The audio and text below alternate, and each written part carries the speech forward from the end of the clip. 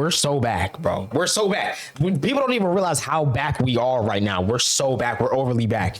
Threaducation has returned. When we needed him most, he came back, bro. Big shout out to Kai Cenat for getting bro to log back in to, you know what I'm saying, to his socials and to YouTube, bro. Cause like, dog, you know how long it's been since we watched a Threaducation video? It's literally been like 2 years, bro, maybe. It says his last video dropped 3 years ago, but I feel like he dropped something since then that he probably like unlisted, or maybe he got taken down. I don't know. But anyways, we got Threaducation. This is a little bonus for the week, bro. I could not check this out. And I wanted to check this out earlier, but it dropped on WrestleMania Saturday. And I had a lot going on anyways. Just had a lot going on. But anyways, Threaducation, we're talking about Supreme. One of my favorite brands since I was a jit, bro. It's time. Oh, y'all have no idea how bad I've missed this intro, gang. Like, we're so back, bro. We're so back. Let's get into it, man. I feel like he dropped a video on Supreme a couple years ago, but I don't think it was like this long. It's a whole 2-hour video, bro. We're doing a deep dive. In 1963, but then again, maybe it just came up in the Stussy video. I don't remember. It's been too long. But anyway, it's been too long, and I probably shouldn't have went back. But I didn't want to, you know, I didn't want to miss anything. 63. I'm listening. Same year the Porsche 911 debuted. In 1963, James Jebbia was born in New York City, but he wouldn't remain there long. When he was just 1 year old, his father, an American-born member of the US Air Force, and his mother, an England native who worked as a school teacher, decided to move the family to the town of Crawley in West Sussex, England. Oh, wow. About 30 miles south of London. So this is where James grew up, and while most aspects of his upbringing have been kept very private, there is one that is very public. When he was about 14 years old, he appeared in the long-running British television series Grange Hill as the character Tommy Watson. The show was about school children in London, and the best comparison I can think of here is that it was sort of like Saved by the Bell, except that the kids were younger and, of course, British. Okay. James only appeared in Saved by the Bell is episodes, and as far as I'm aware, this was his first and last role on television, so it didn't exactly launch him to stardom. But in hindsight, there's something to be learned here. Was there anyone from the cast that did like blow up though? As we'll come to see later on, James has become like, imagine his 1970. Imagine his co-star was like, I don't know. I can't think of anybody that would be in that age range off top. Reclusive and makes an active effort to stay out of the public eye. So to think that he once pursued an acting career seems entirely uncharacteristic. But my challenge to that is that this was actually the first hint that he was destined to pursue a career in the arts. While acting may not have been the correct path for him, he clearly had creative talent, and it would only be a matter of time before he found the correct outlet for it. But in the meantime, he was still figuring that out. After leaving the show, not much is known about James's teenage years, other than the fact that he was gradually becoming more and more aware of the burgeoning punk and streetwear movements in London. Specifically, he became an avid reader of the London-based ID magazine, and this had a significant impact on his taste in fashion and music. 85? Because it not only covered the most popular brands and musicians, but because it also put a spotlight on the ones that no one had ever heard of. In one issue, he'd be reading about avant-garde designers like Rei Kawakubo, and in the next, he'd be reading about a tiny shop in London selling rare vintage t-shirts. This was his introduction to the world of fashion, and he knew that he wanted to take part in it. But how he would take part in it wasn't clear just yet. So instead, he did what a lot of teenagers in his position do. He decided to get a job so that he could actually buy some of it. Oh yeah. Willing to take whatever job he could get, he began working at a Duracell factory. Yes, you heard that correctly. That's Duracell, crazy. The battery company. As lackluster I feel like I remember this part now. To James, it didn't matter. The story's coming back to me, bruh. Getting his paycheck and then taking it to the streetwear shops and boutiques in London where he could buy some of the pieces he'd been reading about. While he may not have realized it at the time, these trips to London were formative experiences for him. He was there to buy clothes, but in the process, he was getting a glimpse into how these shops operated, which shops carried the best pieces, which ones people were hanging out at, and what made them want to hang out there in the first place. This is important to note because as famous as James would someday become for his creative vision, he would arguably become even more famous for his innovative approach to business and marketing. Something that we'll be talking about much more in just a bit. True. So for now, subconsciously storing this bits of information away. We got to get to the brick and the crowbar and what else, bro? Oh man. James Jebbia quietly joined the fray of London's streetwear fanatics, and he felt at home there. But by the time that he was 19, he was getting an itch for something different. About 10 years earlier, his parents had gotten divorced, and his father had actually moved back to West Virginia in the United States. James would visit him from time to time, giving him a glimpse into what life in the United States was like, but in his magazines and from chatting at the local shops in London, he had been hearing a lot about this growing streetwear movement in New York City. So, in 1983, he took a leap of faith and decided to move there. Specifically, he moved to Staten Island. For those of you who may not be familiar, Staten Island is part of New York City, but it's not exactly what New York dreams are made of. It's physically separated from the other boroughs by a body of water, and to get into the city where the shops are, most people take the Staten Island ferry. He had picked Staten Island the way over there. To live there for just $500 a month. And the reason I'm highlighting this is to emphasize that James's journey wasn't always glamorous. In the early days, he had to find ways to make things work just to give himself the opportunity to do what he wanted to do. But at the same time, that was the imagine $500 rent in anywhere up north right now.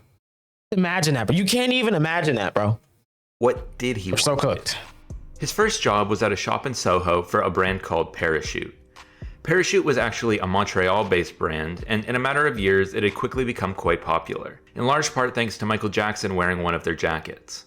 In 1980, they crazy, bro. MJ was so ahead of his time, bro. Homie was on the Rick and Rav before anybody. Like literally before any people act like Rocky invented rap. People act like Cardi invented Rick, which is couldn't be even further from the truth. But the fact that MJ was on the Rick and Rav before he passed, bro, like New York. And this is where James would receive his crash course in fashion retail. Talk about aura. Now, I'm specifying fashion retail for a very specific reason here, which is that if you look back at some of Parachute's designs, they don't exactly scream James Jebbia. Were fairly avant-garde, and that's why they were perfect for onstage performers like Michael Jackson. Or I was about to say, I could imagine Tears for Fears pulling up in these fits right here, bro.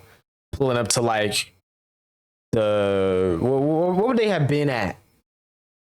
The Super Bowl, maybe. Other stars known to have worn Parachute, like Madonna and Mick Jagger. So, and this is just me speculating, I think it's fair to say that James may have liked the designs, but that they weren't the reason he was there. What he was paying attention to was the retail side of things. How the store operated on a practical level, how the brand marketed itself, how it managed supply and demand, and all of those other things that we as consumers tend to take for granted. The manager of the store was named Morgan Allard, and James has gone on to say that he was a fantastic mentor for learning about all of these things.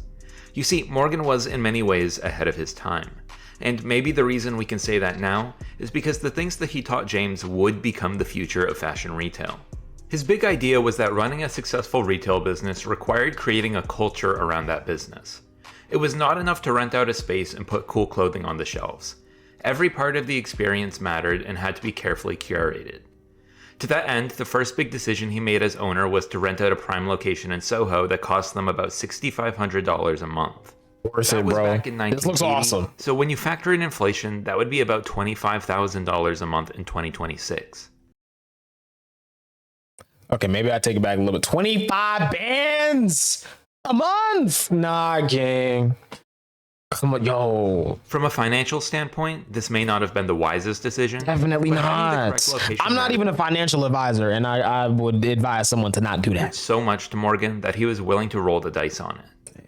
I guess bet it all on black. That's what they be saying. I don't gamble. I don't know, bro. But hire people for the store that fit the brand image he was trying to achieve. Today, this is common practice, but you have to remember that back then, there was a much sharper divide between high-end fashion and all of the other punk/streetwear brands. Yeah. It was a novel concept to hire a 19-year-old kid like I think James. It was Heron Preston the other day said, like, because someone asked him if streetwear was dead, and he said it perfectly, bro. Streetwear isn't dead, but it's just not, like, it's not a culture anymore. It's just the thing, you know?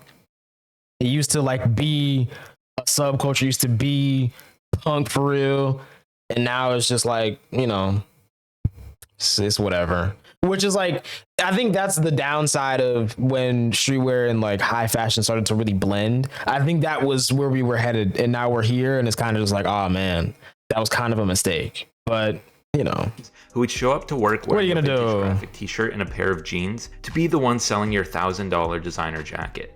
But this had the desired effect of injecting this relatively high-end conceptual label with a rebellious rock and roll vibe, thereby opening it up to an entirely new segment of consumers. So all told, this was a fantastic learning experience for the young James Jebbia, and in the end, he would spend a total of 6 years working in this retail position at Parachute. I want to pause and reflect on that briefly, because at first, 6 years sounds like a long time for a budding fashion prodigy to be working a retail gig. But I think there's a important lesson to be learned here. When James first arrived in New York City, he knew that he wanted to work in fashion, but he didn't know exactly where he fit in. And so, like many people, he took the first job that he could get just so that he could be around it. He knew from the beginning that this was a temporary gig, but he still made the most of it. He found a mentor, he learned everything he could along the way, he took mental notes on the minute details that most other people ignored, and then, when he was finally ready to branch out, which we'll talk about in just a second, he had the skill and knowledge to do so successfully. He didn't need some prestigious internship. He didn't need a formal education in business or fashion. He was just incredibly observant over a long period of time. I was locked in. I'm sure many of you listening to this right now might find yourselves in a similar position, working in a role that's adjacent to what you want to do, or maybe even in an entirely different field. So the lesson from James here is to extract knowledge from anything and everything you do, whatever that is, and that way, when you find out what you do want to do in the fashion industry, you'll be ready for it. And by this point in the story, that's where James found himself. After 6 years of working at Parachute, he decided that he was ready to launch his own business. I dove in.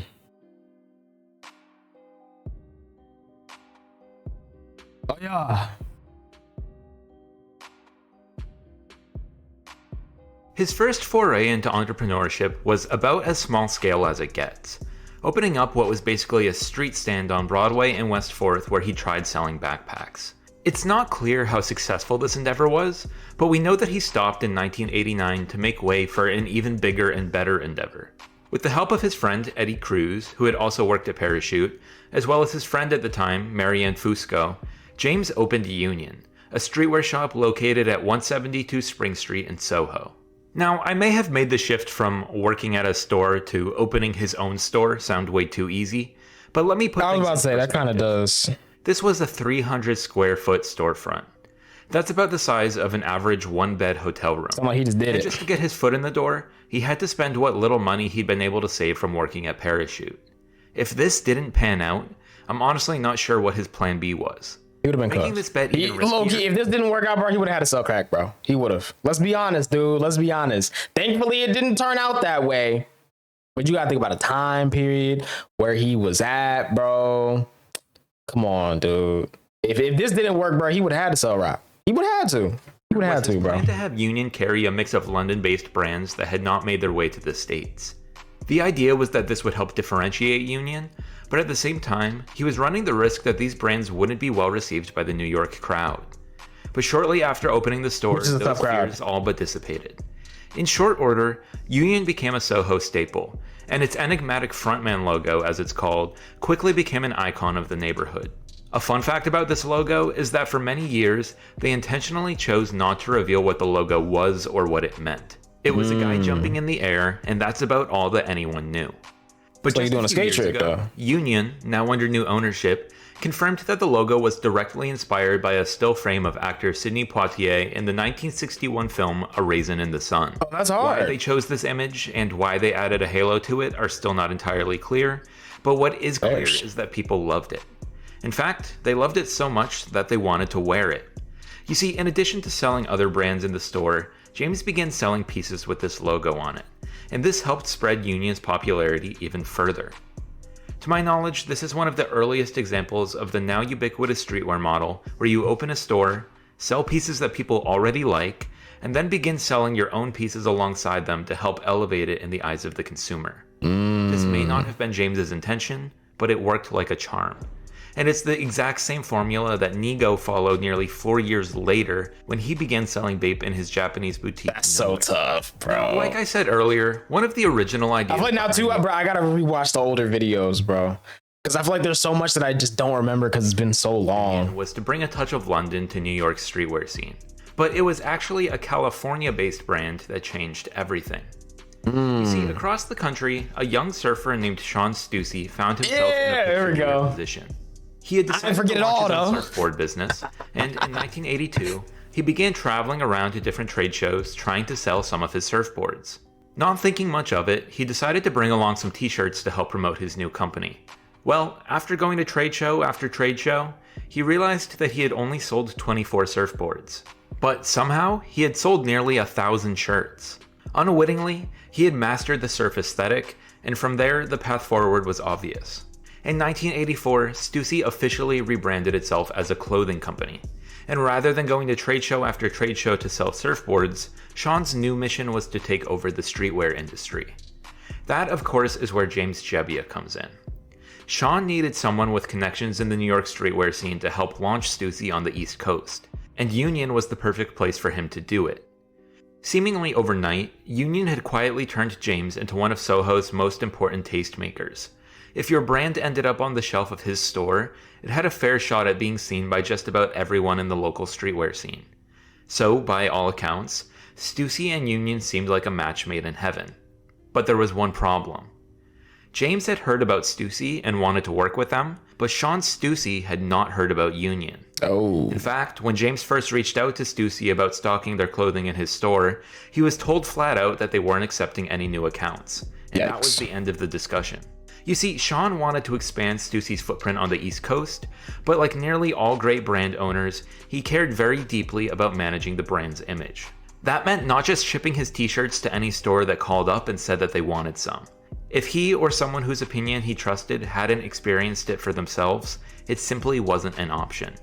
So, for the time being, it seemed like Stussy and Union weren't meant to be. But then, Paul Middleman entered into the equation. Paul Middleman was a figurehead in the early days of the New York streetwear movement, and he happened to have been friends with both James Jebbia and with the Gucci. Stussy. When James learned that Paul would be having lunch with Sean Stussy the next time that he was in town, he asked him to pitch Union to Sean, and Paul agreed to give it a try. After their lunch, Paul kept his word and brought Sean over to Union, and Sean liked what he saw. Union had the authentic New York neighborhood vibe that he had been looking for this entire time, and right then and there he agreed to begin selling Stussy at Union. And it didn't take long for him to realize that this had been the right decision. Almost immediately, Stussy became Union's best-selling brand. Pieces were flying off the shelves, and they literally could not restock them fast enough to keep up with the demand. And after all, that was part of Stussy's marketing strategy. Keeping supply lower than demand created even more demand. This is a fairly simple concept in the field of behavioral economics, but its application to fashion, specifically streetwear, was still novel at the time. And as the owner of Union, James Jebbia was watching it unfold firsthand. He may not have known it then, but as we'll be talking about later, he would go on to use this exact supply and demand model more effectively than perhaps anyone else in the history of fashion. So it's interesting to think that this is when those ideas of his first began to form. But going back to the story. As I said before, James had wanted to work with Stussy from pretty early on, but he never could have imagined where working with Stussy would lead him.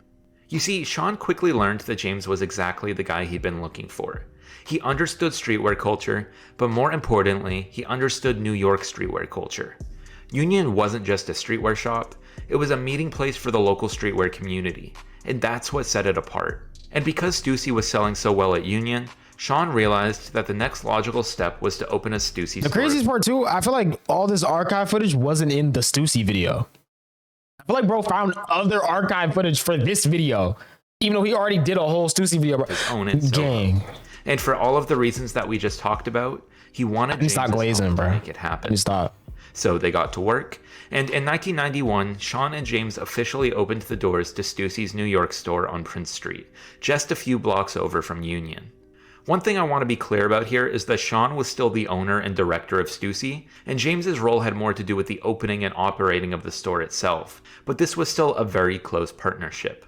So close, in fact, that James stepped away from his responsibilities at Union to focus on Stussy. Wow. Remember that Union had been a joint venture, so James had people he could rely on to keep things up and running there. But in the meantime, he really wanted to focus on the Stussy opening. So that's what he did, and he did it very well. Just like Union, Stussy quickly became a staple in Soho, and this had a profound impact on the brand's identity. In fact, Sean later went on to say that despite the New York location only making up 5% of their sales, it made up 100% of their brand image. And James Jebbia played a central part in making that happen. One reason that I find this to be so significant is that it proved that Union was not a fluke. Don't get me wrong, no one ever really thought that it was, but my point here is simply that in a matter of 2 years or so, James has successfully launched 2 new storefronts in one of New York City's most competitive environments. Crazy. He clearly had the formula down pat, and had the ability to put that formula into action whenever and wherever he needed to. And that definitely came from, why didn't I pause? That definitely came from those 6 years he was locked in trying to figure out how to make stuff work. By the time the opportunity came, he just, boom, stepped on it. Because as it turns out, he would need to do it once again. And then did it again. Far sooner than he ever expected. And then did it again.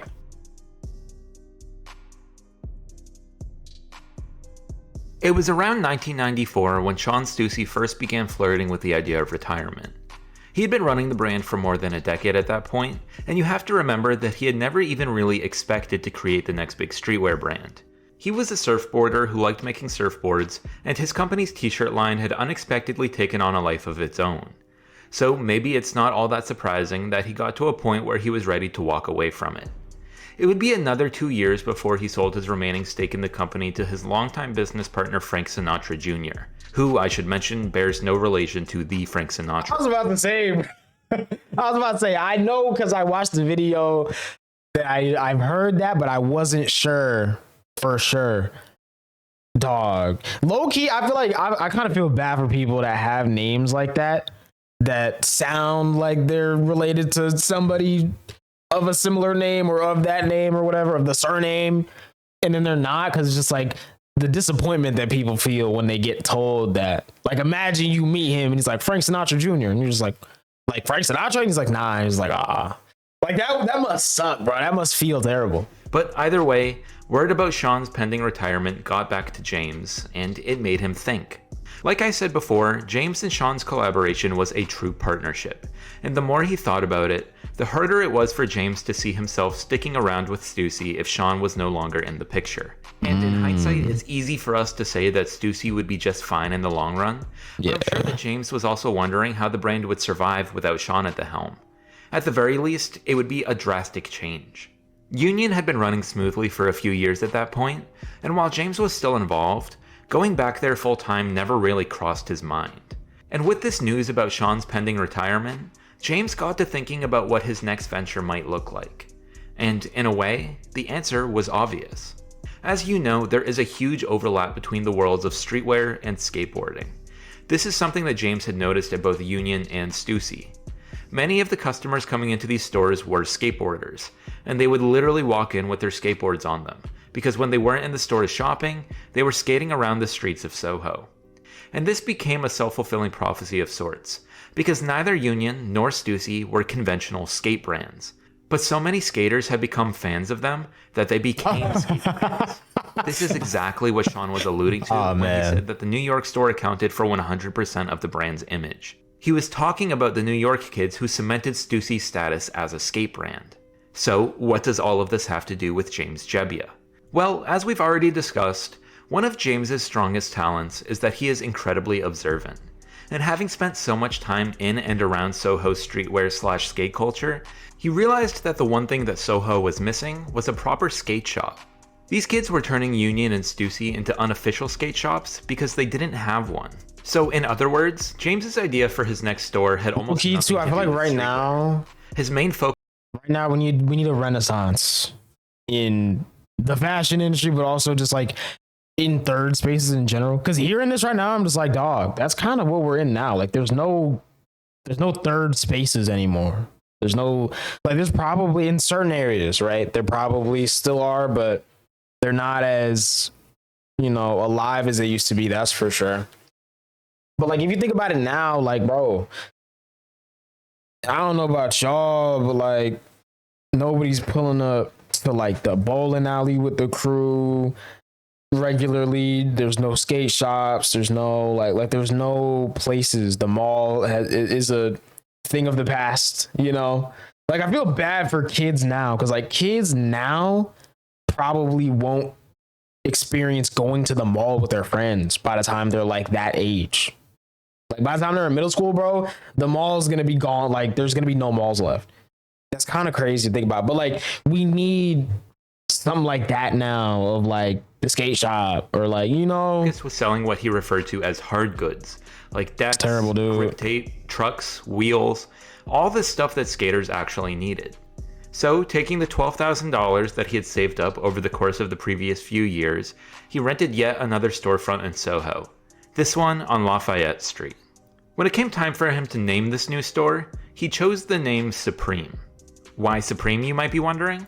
Well, as it turns out, there's no real reason, other than the fact that James thought it sounded cool. And honestly, it makes sense that he didn't overthink things too much, because remember, his focus was not on selling Supreme branded products. He was primarily interested in selling skate gear made by other companies, so he just needed a cool name to put on the door. In fact, to drive home the point about how little thought was put into the name, James later reflected on the choice, saying that it actually became a significant problem for them, because they couldn't trademark the name Supreme. Oof. It was such a generic, commonly used word that they were allowed to use it, but they weren't allowed to own it. And as we'll see later on in the story, this would actually play a part in Supreme becoming one of the most frequently counterfeited brands in all of fashion. Now, in addition to the name Supreme, the store needed a logo as well. As the story goes, and we got the box James logo. was unsure what logo he wanted to represent his newly founded skate shop. All he knew was that, much like the name Supreme, he wanted the logo to be bold and memorable. So one day, he was flipping through a graphic design book looking for inspiration, and he stumbled across the work of contemporary artist Barbara Kruger. Born and raised in New Jersey, Kruger crossed the river in 1965 to begin studying at Parsons School of Design in New York City. For anyone wanting a formal education in design, Parsons is one of the best possible places you can go. But after just one semester, Kruger decided that she didn't want a formal education in design. So she dropped out, and shortly thereafter, she began working as a graphic designer for Condé Nast. In case you're not familiar, Condé Nast is the parent company of Vogue. Kruger's work was primarily for their Mademoiselle magazine, but this was still a huge deal. And keep in mind that she was still just in her early 20s. Well, despite quickly moving up the ranks at Mademoiselle, Kruger decided after a few years that she was ready to pursue a career as an independent artist. I won't go into every detail of her career here, but it's important to know that in the subsequent decades, she would become one of the most impactful contemporary artists of her generation. She was known for using bold words and contrasting colors to deliver social commentary. Funny enough, and a bit of cosmic irony, one of her most iconic works of art was her 1987 piece, I Shop, Therefore I Am. Playing off of the famous Descartes quote, I think, therefore I am, this piece openly criticized... Wait a minute, bro. I'm seeing the vision, bro. I'm saying, like, I get how it happened. I get it. 1987.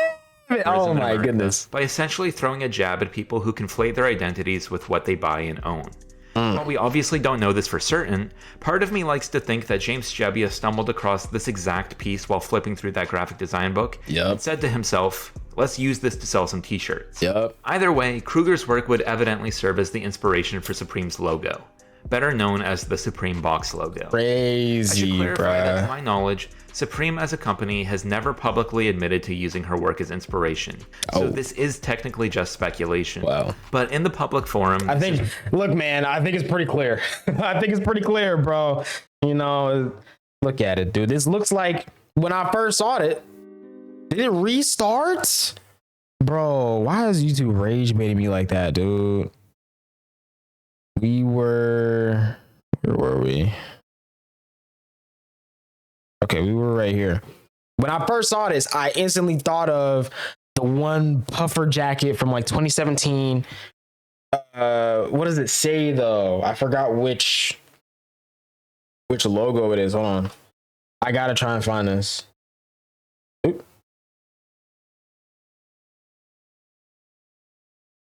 By any means necessary, that one. You can tell, bro. You can tell, dude. I'm not even like a graphic design guy or like a font guy, but this is very. I forgot that's the Supreme North Face collab. This is clearly like, and then come on, the red. Like, come on. Let's be honest, dude. We know. They don't gotta say it. We know. Quote: "I think, therefore I am." We this know. Piece openly criticized. Anyway. Shabia stumbled across this exact piece while flipping. Also, let me refresh so I can go back 10 seconds instead of contemporary 20 minutes of her generation. Because like, how that even happen? For using bold words and contrast with. I should clarify that, to my knowledge, Supreme as a company has never publicly admitted to using her work as inspiration, so this is technically just speculation. But in the public forum, this is widely accepted as fact. Despite that, however, Kruger has never made any attempts to sue Supreme. The obvious question here is why, and in my mind, there are two reasons. On one hand, you have to remember that Barbara Kruger is a rebellious artist who has had a wildly successful career in her own right, and she doesn't exactly strike me as the type to spend her time or money waging what would inevitably be a major legal battle. Yeah. On the other hand, and perhaps... And honestly, bro, I respect it too, because like at the end of the day, bro, like what do you really gain in that scenario? Like, that's like, honestly, bro, I feel like unless it's like blatant theft, and like no type of respect there, bruh. If you go in that route, if you go on, come on, bruh. Come on, man. Like not even on some like how the street dudes be. Not even like that, bro. But it's just like you going through all that, bro. All these lawyer fees and stuff, just trying to say like you inspire, like, and then what, bro? You gonna feel better about yourself? Like that would be kind of lame. So I get it, bro. She's probably like, man, it is what it is, dude. It's important to note that she herself does not own the rights to the fonts used in her work. Oh, see that too. We're talking about here. There you go. And to be specific, the one we're talking about is Futura Oblique. You see, Futura is a family of fonts, technically a typeface owned by Adobe, and pretty much anyone can use it. But before you do that, maybe you should read this book by Douglas Thomas called Never Use Futura. Despite the title, Thomas is not actually warning readers against using Futura. He's more so just poking fun at the fact that the font is so widely used. On the cover, he lists some of the famous brands and individuals that have used Futura in the past, including Vogue, Louis Vuitton, Volkswagen, and of course, Barbara Kruger. So it really is, like I said, pretty much anyone can use it. Major brands, famous artists, the Seattle Public Library. In fact, if we go onto the Adobe website and enter Supreme as the sample text, you can see that what we get is essentially the Supreme logo. That easy. Now, does this mean that you can pay for the license and start using the Supreme logo at free will? Absolutely not. Because they've taken the font and made it uniquely identifiable, thereby allowing it to be trademarked. And trust me, they protect this trademark aggressively. In 2013, Supreme sued the brand Married to the Mob for $10 million for using a modified version of the Supreme logo. Supreme has been involved in several lawsuits over the years, but this one was special because it prompted Barbara Kruger's first and only public comment on Supreme. When Complex Magazine asked her to comment, she issued a statement saying, "What a ridiculous insert expletive of totally uncool jokers. I make my work about this kind of sadly foolish farce. I'm waiting for all of them to sue me for copyright infringement." See, she's exactly who I thought she would have been, bro. Like, that's lame, bro. We ain't doing that, bro. We ain't doing that, bro. You going? Come on, man. See, she a G, bro. I can tell. Copying a design that they copied from her. And look, at the end of the day, this debate will never end. Did Supreme copy Kruger's design, or did they take inspiration from it? At a certain point, that's the thing. That's the thing, bro. It's homage, bro. It's homage, bro. It's homage, bro. You can't get mad, bro. It's homage, bro. That's what they be saying, huh? That's what they be saying. But it's true though, because like at the end of the day, bro, Virgil told you, bro. Good artists create, great artists steal, and it's not really stealing though. It's just like, you know, you take in what you see and then you get inspired by it and then you try and do something your own way that's like, you know, inspired by what you was inspired by, pretty much. So, but yeah, though, I think they did. Like, I could first glance, I've never seen that image before. I could tell, like, I understand how one would see that and be like, you know what, I'm gonna make a logo out of like something like that, and then eventually make a jacket out of the logo typeface, and then, you know, like I got it. More of a philosophical question than a legal one, and that's probably why this debate has mostly taken place online instead of in the courtroom. Yeah. But anyways, that is how Supreme's name and logo came into fruition. In the moment, these choices may have seemed inconsequential to James, but to be fair, he never could have predicted that in a matter of years, that name and that logo would be known all around the world. For the time being, he was just focused on getting this new storefront on Lafayette Street open for business. I still have my Supreme Skittles wrapper. To this day, bro, I still got it. James Gebbia's own admission, Supreme got off to I'm looking at my Supreme stick, my first Supreme sticker on my PS4 right now. I can just see it. It's behind my monitor, but I can see the E. It was doing well enough to pay the bills, but it didn't yet have the cult following that Stussy or Union had had. And part of that may have been the learning curve. You see, one thing that we need to remind ourselves here is that James's entire connection to the skate community was through clothing. He himself was not a skater. Through his time at Union, I never knew that. He had formed strong connections in the local. I always thought he was a skater too. And over time, they did accept him as one of their own. But the fact of the matter is that James was never the guy hanging out at the skate park after work trying to improve his kickflip. That's why he intentionally hired his friends from the skate community to work at the shop. On one hand, he was putting into practice the lesson he had learned from Morgan Allard back at Parachute, which is that the people you hire set the vibe of the store, so hire people that match the vibe that you want the store to have. But on a more practical level, he really just needed people who knew how to run a skate shop, and that meant hiring skaters. The first employee hired at Supreme was a young kid named Gio Estevez. Funnily enough, Gio was one of the few local skaters that James didn't know at that point. Oh wow. Probably because, as I said, he really was just a young kid. So young, in fact, that it was actually Gio's mom who told him that James was opening a skate shop and was looking for employees. Oh, that's Gio's crazy. mom and James happened to be friends, so they set up an interview and he got the job. From there on out, Gio became one of the consistent faces you would see when you walked into the store. That's fire. In fact, in this photo, which to my knowledge is the earliest photo we have of the original Supreme store on Lafayette Street, it's Gio that you see sitting in the window. We'll be talking about some of the other. That's crazy. And what kind of car is it? Is this a? Hold on. Hold on. I think this is a E. Is this an E38 M5? Or am I tweaking, bro? This looks like a BMW front end. It's kind of boxy. Like, I think this is E38. Or no, it's not E38. It'd be E34. 5 Series. What's the E38? Hold on. I'm getting my wires crossed. It's not exactly clear who was actually there on opening day. And that's partly due to the fact that they didn't need too many people back then. Oh, the E30 is the 7 Series. Okay. See, I knew that chassis code. I just couldn't think of what it was. But it's the 7 Series. As I said before, business was a bit slow at first. As we just discussed, the first reason for this may have been the learning curve. But the other, more likely reason was the product selection. You see, when the Supreme store opened for business, their product offering was divided into 2 main categories. There were hard goods, which as we said includes stuff like decks and wheels for skateboards, and then there was clothing.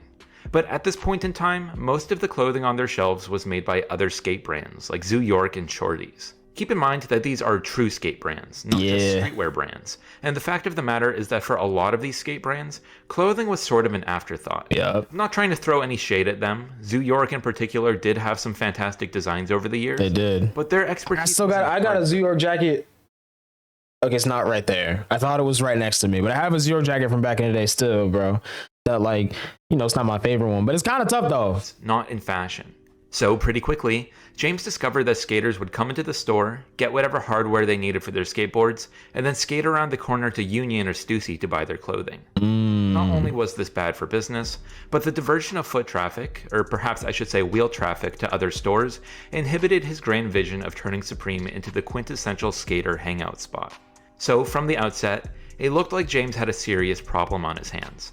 But thankfully, he had a saving grace. Well, technically, he had 4 of them. You see, when Supreme first opened for business, he took a page out of his playbook from Union and decided to sell 4 of his own Supreme branded t-shirts along all of the other skate gear. Those tees included the Shadow tee, also known as the Afro Skate tee, the Taxi Driver tee, which featured a print of Robert De Niro in the 1976 film Taxi Driver, the Basquiat tee, which featured Jean-Michel Basquiat's 1981 painting of a skull, and then last but certainly not least, the 4th and final tee simply featured the red box logo. Now, as we've already discussed, there were a few things that James Jebbia did in the early days of Supreme that may have seemed inconsequential. I said, okay, no. Where's the archive Supreme at, bro? Like the old, like I'm talking about the original BOGO tee, bro. Who has it? Because I know someone does, and I just want to know how much would they try and sell it for on Grilled? I genuinely, bro, I feel like depending on who has like some original Supreme from 1994, they probably try and sell a piece for like 100,000 on Grilled, bro. I feel like somebody would do that. Cause think about some of the newer pieces that people will like, bro. But that would ultimately prove to be integral to the brand's identity, like the box logo and even the name Supreme itself. And these 4 tees fall into that category as well. If I had to guess, I would say that he just picked whichever graphics he found to be the most visually interesting. But in hindsight, each of these tees have come to represent important pillars of the brand's identity. The shadow tee is obvious. Despite moving further and further into the streetwear space, Supreme would, at its core, always be a skate shop. Yep. Even today, with nearly all of their revenue coming from clothing, they still manufacture decks, wheels, trucks, and whatever other gear skaters need to skate. Next is the taxi driver tee. And while there is a lot of symbolism in the Taxi Driver movie, much of it has to do with the main character Travis wrestling with and even contributing to the unpredictable chaos of New York City, something that many of Supreme's earliest fans would resonate with. It's also worth noting here that this is James's second time using a screen grab from a movie for one of his brands. Remember that he had used the image of Sidney Poitier when creating the logo for Union. So this Taxi Driver tee is... Honestly, bro, I need that James Jebbia Criterion Closet video. I need that Criterion Closet video, bro. I need that. Cause what are his closet pics, dude? I want to know.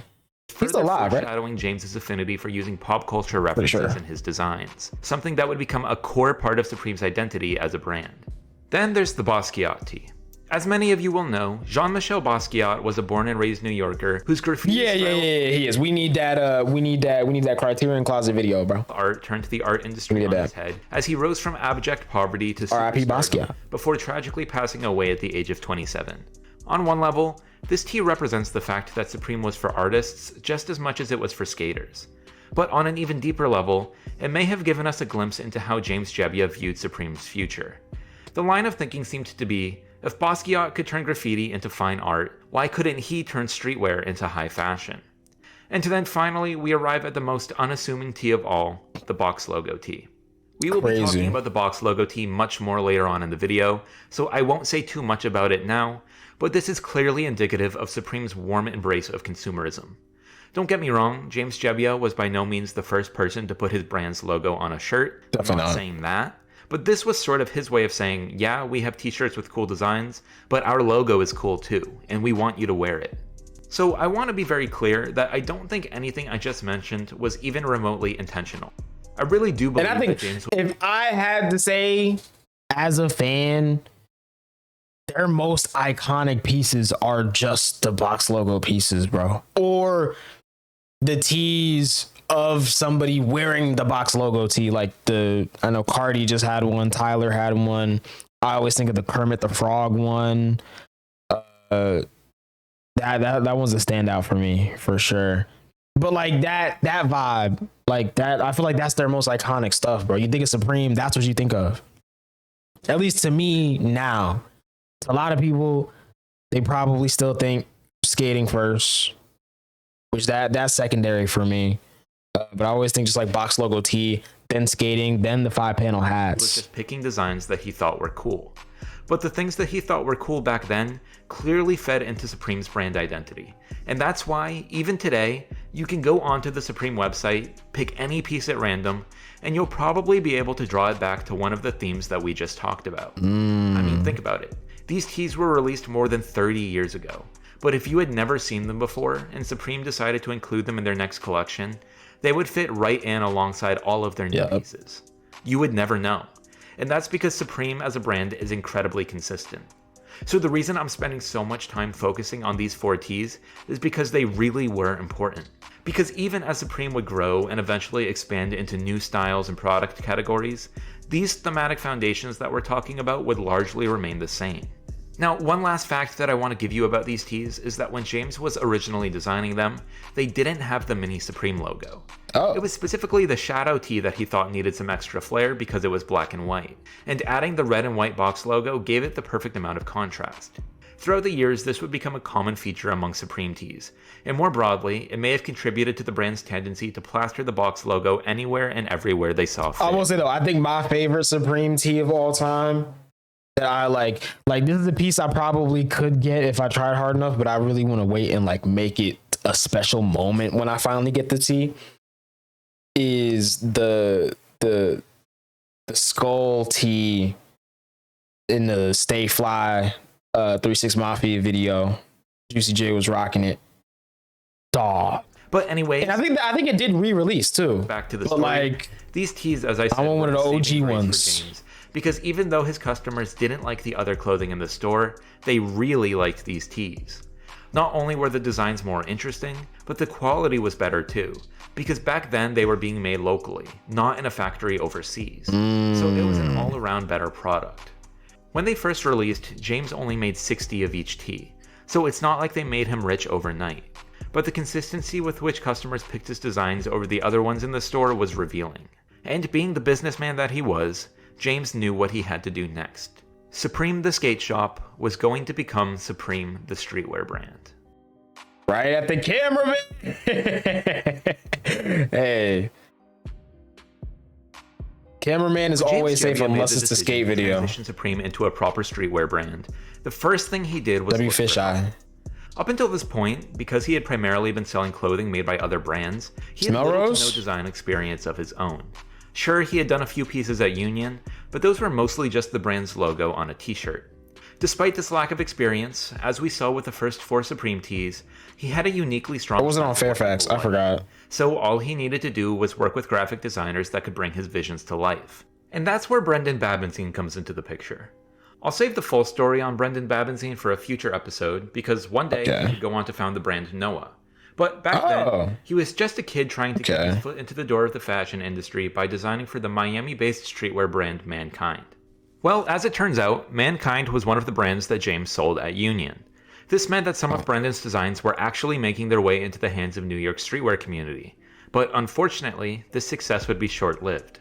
As happens from time to time with fledgling streetwear brands, Mankind simply ran out of money and had to be discontinued. And that meant that Brendan was out of a job. Unsure of what to do next, he decided to move back home to Long Island, where he was originally from, and when Mankind's owner, Scott Nelson, heard about this, he had an idea. You see, Nelson had a good relationship with James, and on a whim, he reached out and asked if he was in need of a good graphic designer. It just so happens that this was right at the time when James was planning on expanding Supreme's clothing line, and because he was already familiar with Mankind, he said yes. And just like that, Brendan Babenzien became Supreme's first official graphic designer. That was in 1996, and in 1997, just a few months later, Jeff Heath joined the team as well. It was actually Brendan who recruited Heath because they had previously worked together down in Miami. And that same year, Augie Gallen joined the design team. Augie had been working a retail position at Union when he heard that James was interested in bringing on some graphic designers for Supreme. Despite having no graphic design experience to speak of, he asked James for a shot, and James obliged. One interesting thing to note here is that Augie in 1997 coincided with the opening of Supreme's first office space on 430 Greenwich Street in Tribeca. Now that he was hiring a team, James thought that they needed a space to work in, and it doubled as a design studio/storage facility as well. So that was the team, Brendan, Heath, and Augie, sitting in a room at their computers trying to come up with Supreme's next big t-shirt design. And this leads me to my next point. One question that people have always had about Supreme is to what extent is James Jebbia actually involved in the design process? Depending on who you ask, you'll get different answers, but it seems to me that James is, in the most literal sense possible, Supreme's creative director. What I mean by this is that he was never the one sitting at the computer drawing these designs from scratch. He wasn't even the one coming up with the ideas for some of these designs, but everything that went into production had to align with his creative vision for the brand. We talked about the thematic He laid the foundation with the OGTs and was like, y'all got it. Pretty much. That's hard. Of the brand's identity, and all of that comes directly from the mind of James Jebbia. I truly do believe that. and it was the job of his design team to work within those boundaries to come up with new designs. In an interview that he did a few years back with Complex magazine, George Heath gave an inside perspective on what the design process looked like back then. Because the internet then wasn't what it is today, he and the design team would go around New York City looking for magazines that they could source inspiration from. And oftentimes, inspiration meant seeing a graphic in a magazine and saying, let's put this on a t-shirt. So they would take these graphics, tweak them to their desire on the computer, and then run the final draft by James. One thing that Heath recalls quite vividly is that James could be tough to please. He wasn't trying to be difficult, he just had an incredibly strong creative vision, and if the tiniest detail didn't quite line up with that vision, he would send them back to the drawing board until they got it right. This was particularly true in the early days, because back then, the designers were still trying to get a sense of what James was looking for. But once they got that down, it appears that he actually gave them a fair amount of freedom. If they had an idea for a design, they could mock it up and show it to him. And if he liked it, they would make it. That simple. So while I maintain that James Jebbia was responsible for the creative direction of Supreme, these guys, Brendan, Heath, and Augie, were the ones putting the pen to paper. It's the real big three. Needless to say, the formation of Supreme's first design team was an inflection point in the brand's history. This was the first real step towards achieving James's grand vision of turning Supreme into the next big streetwear brand. And it didn't stop there. Meanwhile, back at the store on Lafayette Street, James had hired Alex Corcoran to be the shop's general manager. Alex would have an influential role in how the store operated on a day-to-day basis, and much like Gio Estevez, he became one of the faces you'd consistently see in the Supreme store during the early years. In the grand scheme of things, hiring a general manager may not seem all that significant, but this was an early indication that James was preparing to take a step back from running the store so that he could focus more on the big picture items, like growing and marketing the brand. In fact, it was around this time that James introduced the first ever Supreme skate team. You see, despite the realization that Supreme was destined to be a streetwear brand instead of a skate shop, James's effort to create a hangout spot for the local skate community was actually starting. Bam! This was in part because the store was literally built for skaters to hang out in. Despite having very little space to work with, James decided to leave most of the floor space open so that customers could ride their skateboards in the store. The idea was basically to turn the Supreme store into an extension of New York City's sidewalks, and it had the desired effect of making the skaters feel like the store belonged to them. Now, because the floor space was left open, they displayed most of their t-shirts and skate decks on the wall. Even though this was mostly done out of necessity, it worked out perfectly because it made the Supreme store feel almost like an art gallery, where all of the pieces of clothing doubled as pieces of artwork. This may have helped to elevate the pieces in the eyes of customers, but more importantly, it made the store a more visually interesting place to hang out in. It also spoke to Supreme's New York roots, because Soho is famously home to many of the city's best art galleries, and by turning the store into a quasi-art gallery, Supreme was paying homage to the neighborhood while simultaneously leveraging its reputation to their own benefit. All in all, it was a brilliant strategy, one that not only inspired skaters to come into the Supreme store, but that also inspired them to feel like they belonged there. And that leads me back to the Supreme skate team. So let me start by answering the question, what is a skate team? Well, it's not really a team at all. They're not competing in the X Games or anything like that. It's just a group of skaters that are all sponsored by the same brand. You basically just find this. I'm not gonna lie. I thought. See, I'm not a skater, so I thought when dudes were like in the skate team, they would get sponsored and then like do their own videos or whatever, and then also compete in like the X Games or like. Does Nitro Circus do skating, or are they just like bikes and stuff? I don't know. I feel like they do skating too. But like SLS, you know, like I thought attention to and deck them out in your new. It was all of that. The concept of having a skate team was by no means new. Plenty of other brands had them. And if I had to guess, I'd actually say that's why James felt the need to have one of his own. Despite his reputation for going against the grain, this is one of the few instances where James thought it made sense to march to the same beat as some of the other skate brands, because doing so would help solidify Supreme's transition into becoming a skate brand. If it ain't broke, don't fix it. At the end of the day, skate teams are really just a marketing tool. But we have to remember that this was pre-social media, so it didn't look anything like a modern marketing campaign. It was way more grassroots than that. James was basically just giving free pieces to the skaters who hung out at the shop so that they would only wear Supreme. And while he obviously wasn't making money off of the pieces he gave to the skate team, the idea was that this would help spread awareness of Supreme at the local skate parks. Guerrilla marketing. And one simple yet incredibly effective marketing tactic that he employed was giving the skate team an endless supply of Supreme box logo stickers. The idea was for them to carry these stickers with them as they skated around the city, and put them pretty much anywhere and everywhere that they could. And when I say anywhere and everywhere, I mean anywhere and everywhere. You see, the brand had actually employed this guerrilla marketing tactic a few years prior to the formation of the skate team. It's not exactly clear who the idea came from, but someone at the brand saw these posters of Kate Moss for Calvin Klein all around the city and thought it would be a good idea to plant Supreme stickers on as many of them as they could. At the time, I'm sure that they just thought that it was funny or edgy, but things got serious when they learned that they were being sued by Calvin Klein for defacing their advertisements. Oh. Fortunately, that lawsuit never led anywhere. Hey. The exact details of the case are not clear, but presumably Calvin Klein couldn't prove that Supreme was the one placing the stickers there in the first place, and even if they could have... Bro, the pre-surveillance state era. You could just do that and there's no CCTV.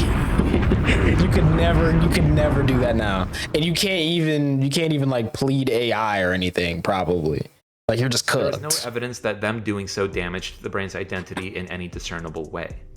Bears, bro.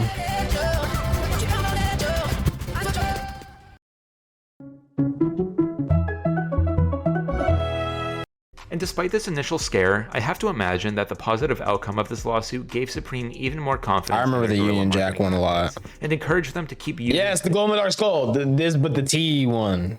Oh my goodness, bro. Anywhere and everywhere. That's my goal. Pleased. So before long, these stickers were popping up all over the place. And this really helped build brand recognition both inside and outside of the skate community. So, like I said, I like that one a lot. Was incredibly effective. So effective some of these I haven't seen before. Still uses it today. If you've ever bought anything from Supreme, you've probably noticed that your purchase came with a handful of stickers. And that's not just them feeling generous. People love a handful is generous. The handful is generous.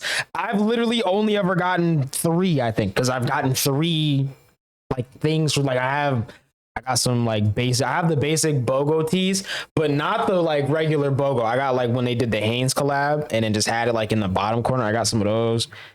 I got some Supreme underwear. Like I said, I had the Supreme stickers. Do I have any other? I feel like I might have something else that I'm not thinking of right now.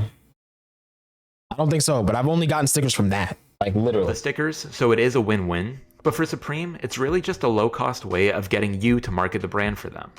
I'm not saying that James I definitely did use them. Like I said, one sticker's on my PS4. I got another one on my MacBook. Did I use my other one?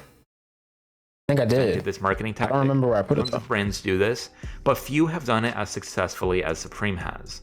I mean, some of these free stickers are so coveted that they have actual resale value. Yep. And in a way, they've become an important part of the experience of buying Supreme products. Anyways, we now have a better understanding of what a skate team is and why it's hard. But who was actually on the first skate team? Well, member number 1 was employee number 1, Gio Estevez. Oh yeah. Then there was Ryan Hickley, Justin Pierce, and Peter Bishi, who had all previously skated for Zoo York's skate team. There was also Mike Hernandez, who had skated for a brand called Venture, the brothers Jones and Chris Keefe, as well as a few others. Throughout the years, new members would come and go, but this was the core group that got it all started. And again, I really want to emphasize that these guys were chosen to be on the Supreme skate team because they lived and breathed Supreme. They were the ones spending each and every day at the store. I feel like they all could have Supreme tees. Like this could all, like they could all just be on tees. They definitely do scream Supreme. And they were the ones that James wanted representing his brand in the streets. So to tie a bow on all of this, 1996 and 1997 were momentous years for Supreme. During that time frame, James hired a team of graphic designers, opened an office space separate from the original store, hired a new general manager to oversee the retail operation, and then launched his largest marketing campaign to date with the introduction of the Supreme skate team. Things may have gotten off to a slow start, but Supreme was now firing on all cylinders, and people were beginning to take notice. Japan, bruh.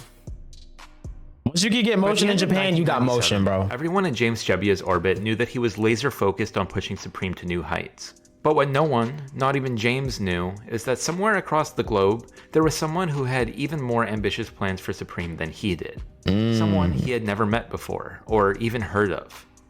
That someone was Ken Omura, the brains behind a Japanese fashion distribution company called 1Gram. Very little is known about Ken Omura. To my knowledge, this candid picture of him from a 2007 blog post is the only known picture of him on the internet. But that's hard. Nah, low key, bro. I feel like if you only got if you got less than 5 pictures on the internet, bro, you're literally one of the coolest people on the planet. You are. Literally, bro. Supreme may have never become the internationally recognized brand that it is today. You see, while we don't know much about Ken, we do know that his finger was on the pulse of the American streetwear scene. I mean, to be fair, that was sort of his job. As a distributor, 1Gram specialized in finding nascent international brands and scaling up their operations by expanding them into the Japanese retail market. In other words, they find brands that think Japanese consumers will like and bring them to Japan. Pretty simple. Now the big question here is, why did Ken Omura set his sights on Supreme? At first, it might seem a bit random, almost too good to be true. But the important piece of context to remember here is that in the late 90s, young Japanese consumers were obsessed with American streetwear. Brands like Stussy already had a foothold in the Japanese market, and Ken Omura was looking for the next Stussy.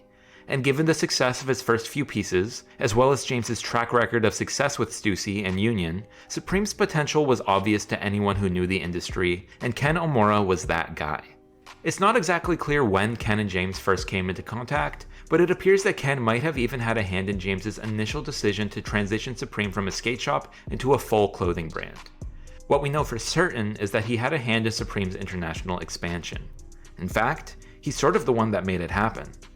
With his guidance, 1Gram struck a deal with Supreme to open 3 locations in Japan, all within a 6-month period.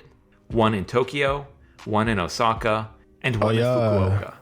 Just a quick side note here, to commemorate the opening of the Tokyo store, Supreme released an exclusive version of the box logo tee. This is commonly referred to as the Daikanyama box logo because Daikanyama is the district in Tokyo where the store was located. This marked the beginning of the brand's now long-held tradition of releasing an exclusive box logo tee each time they open a new store.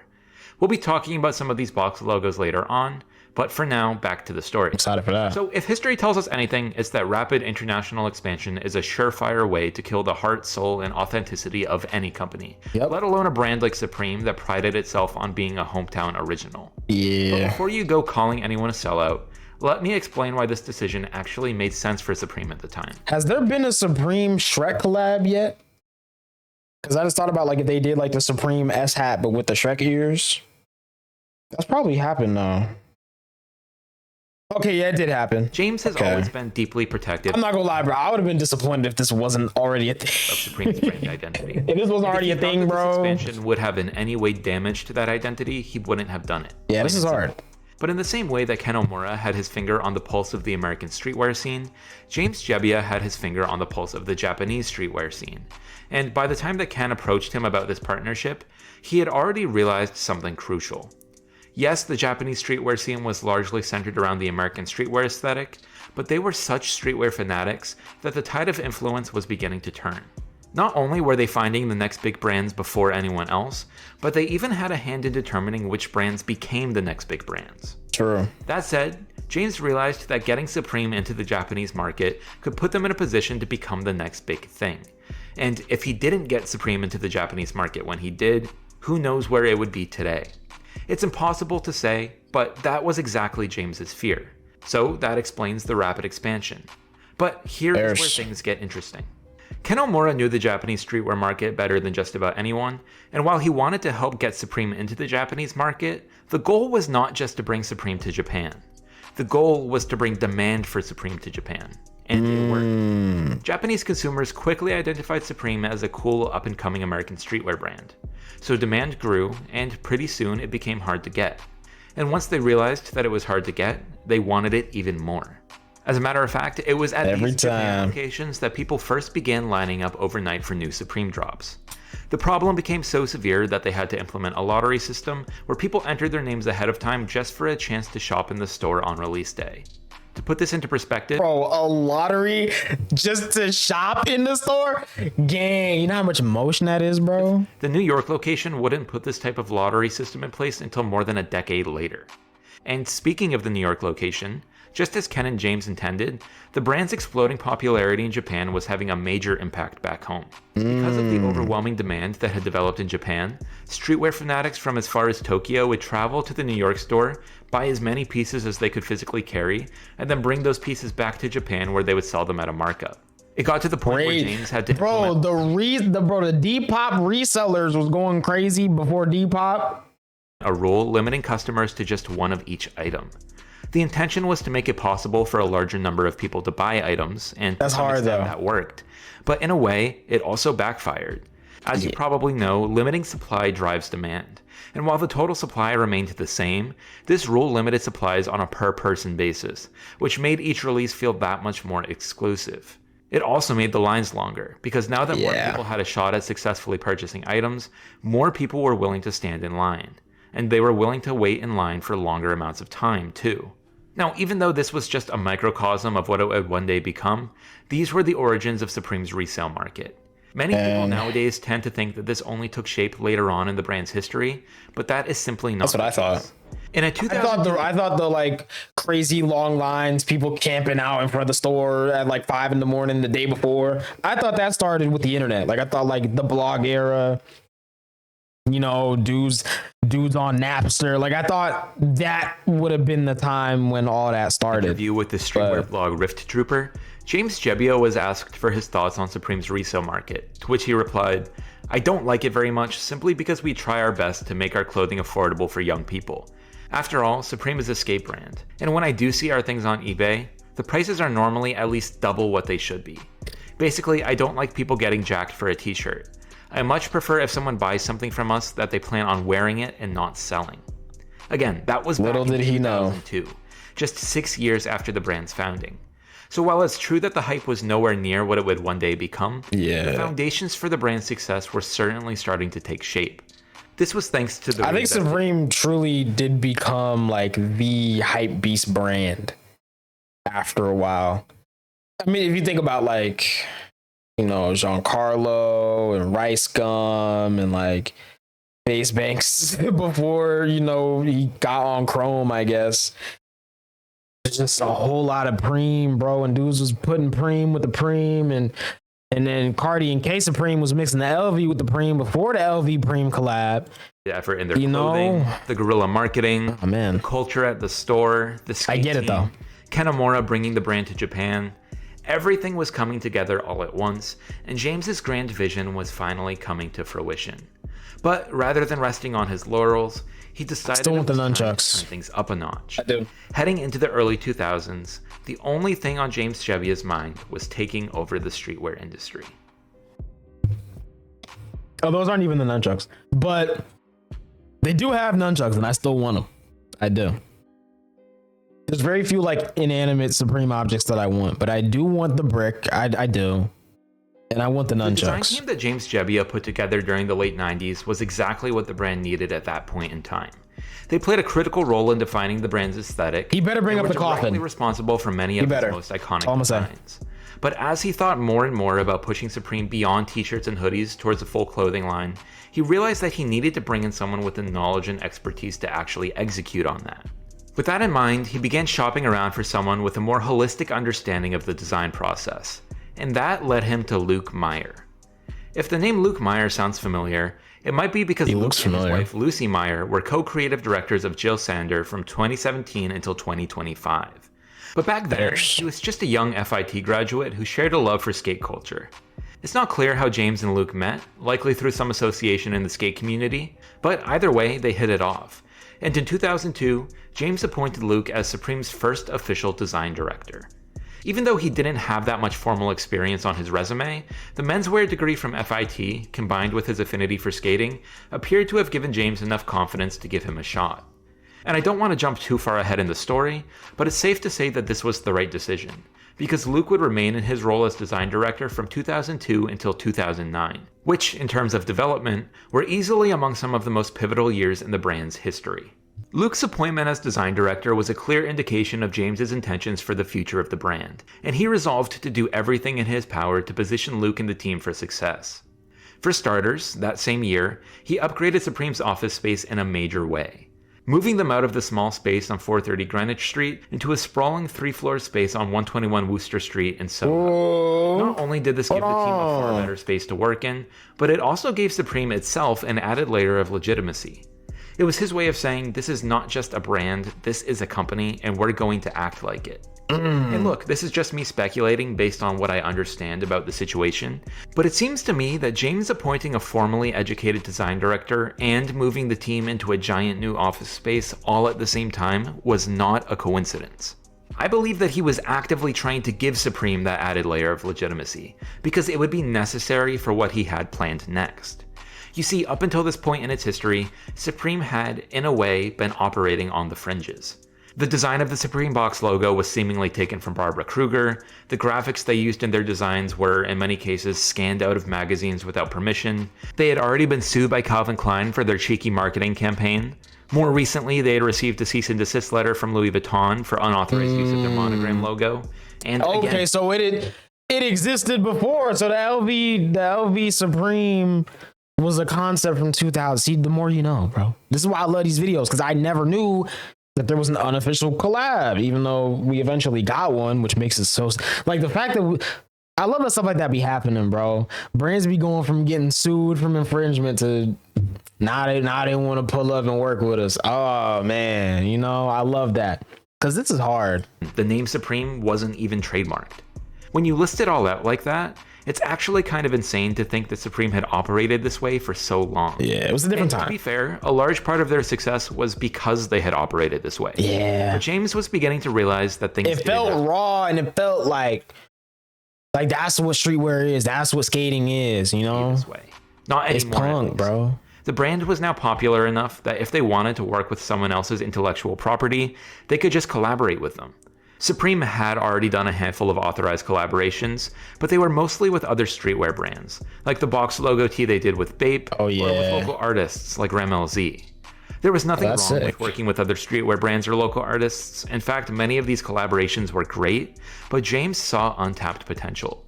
He envisioned a future where Supreme was collaborating with household names.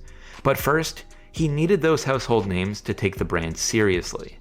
One of the reasons that this might have been top of mind for him was that a potential collaboration with one of those household names had recently fallen out. In 2001, Nike was gearing up for the launch of its now iconic skate line Nike SB, and this of course included the now iconic Nike SB shoe. This was a concerted effort on Nike's behalf to break into the skate market, and in an effort to do so, they had reached out to James about doing a collaboration with Supreme. Imagine Supreme Dunks came out first. Imagine, bro. Oh, imagine how excited James was at the prospect of collaborating with a brand as big as Nike. So he did everything in his power to make it happen. But at the last minute, for reasons that aren't entirely clear, Nike backed out. Understandably upset by this, James then turned around and produced a line of t-shirts that reflected his feelings towards the shoe company.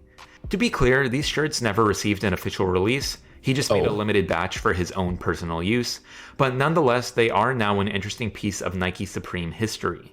And it was probably wise of James to never release these shirts. Yeah. Because as it turns out, the bridge between the two brands had not yet been burned. Somehow, someway, James made amends with his contacts at Nike SB. If I had to guess, I would say that Nike realized that working with Supreme was the best way to tap into the market of fashion-forward skateboarders, which is the exact demographic that Nike SB was built for in the first place. And at the same time, James was likely willing to let bygones be bygones because he realized what a collaboration with Nike could do for the brand's popularity. So, having buried the hatchet, Nike and Supreme got to work, and in September 2002, they officially unveiled the Supreme Nike SP Dunk Lows. To say that the shoe is well received by the general public would be a gross understatement. Many people point to this release as the inception of Supreme's hype culture, and there's a few reasons for that. In many ways, the Supreme Nike Dunks were a perfect storm. They're so ahead of its time. Nike had debuted the model just a few months earlier, and sneakerheads were already in a frenzy trying to collect each new colorway. Paired with the fact that this was by far the boldest colorway yet, sneakerheads who had never even heard of Supreme were just itching to get their hands on a pair. And speaking of the colorway, you may have noticed that these SBs made use of Nike's iconic cement print, also known as the elephant print, which had of course become famous thanks to its appearance on the Air Jordan 3. So not only did this shoe appeal to skaters, it appealed to basketball fans as well.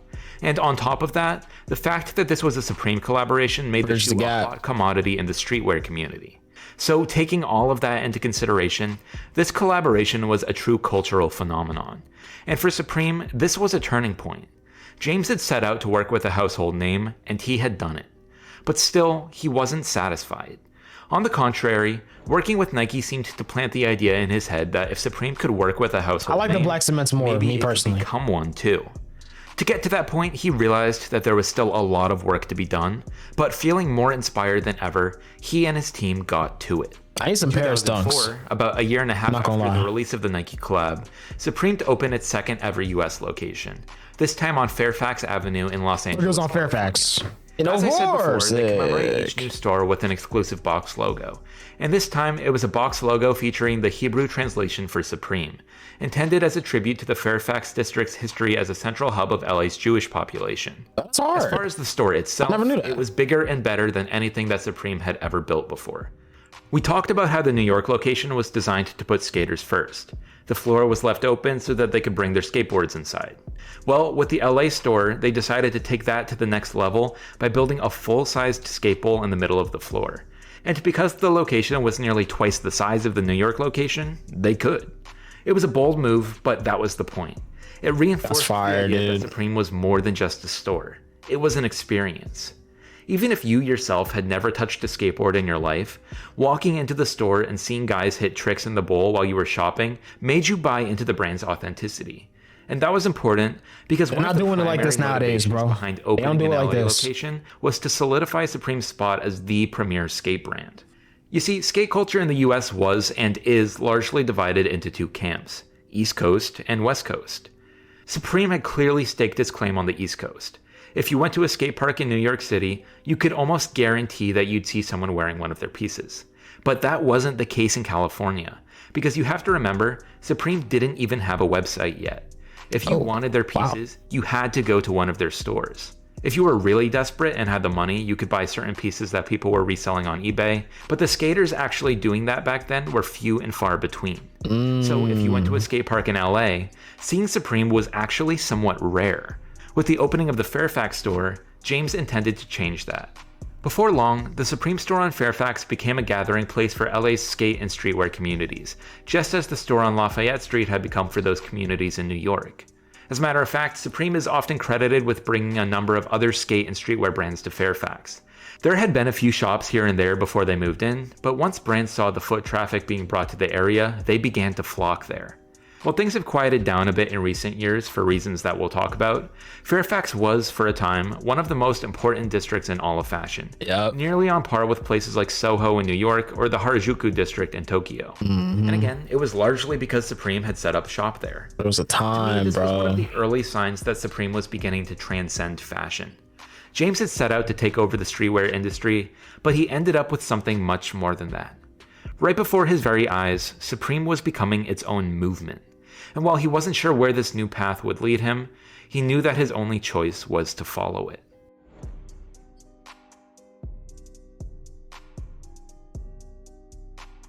Bro was cooking with this one, bro. I'm not gonna lie. Supreme is a brand built on tradition.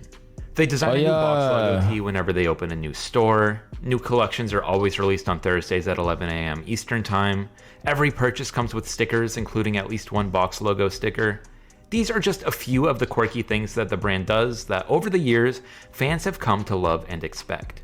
And in 2005, yet another tradition was added to this repertoire, one that fans would grow to love perhaps more than any other. It was in this year that Supreme released its first ever photo tee. The photo on the tee, which was taken by photographer Kenneth Capello, featured the legendary Wu-Tang Clan member Raekwon, accompanied by his friend/bodyguard. As you can see, the friend is holding an Uzi, while Raekwon is holding a Tickle Me Elmo. Why is he holding a Tickle Me Elmo? I have no idea. But there's no denying that it presents an interesting juxtaposition. Didn't Elmo get one too? And ultimately makes for a very intriguing visual. But don't let that distract you from the most important part of every photo tee, which is that the subjects in the photo, Raekwon and his friend, are both wearing Supreme box logo tees. The concept is admittedly a bit meta. It's a t-shirt about a t-shirt. It's awesome. But somehow I love them. It worked so well, in fact, that the following year, they decided to do another photo tee. This time around, the tee featured two more New York rap legends, Joel Santana and Jim Jones from the rap group Dipset. And once again, it was Kenneth Capello behind the camera. Much like the Raekwon tee, the Dipset tee became an instant classic. And seeing the success of these tees, Supreme decided to keep doing them every season. And just like that, a tradition was born.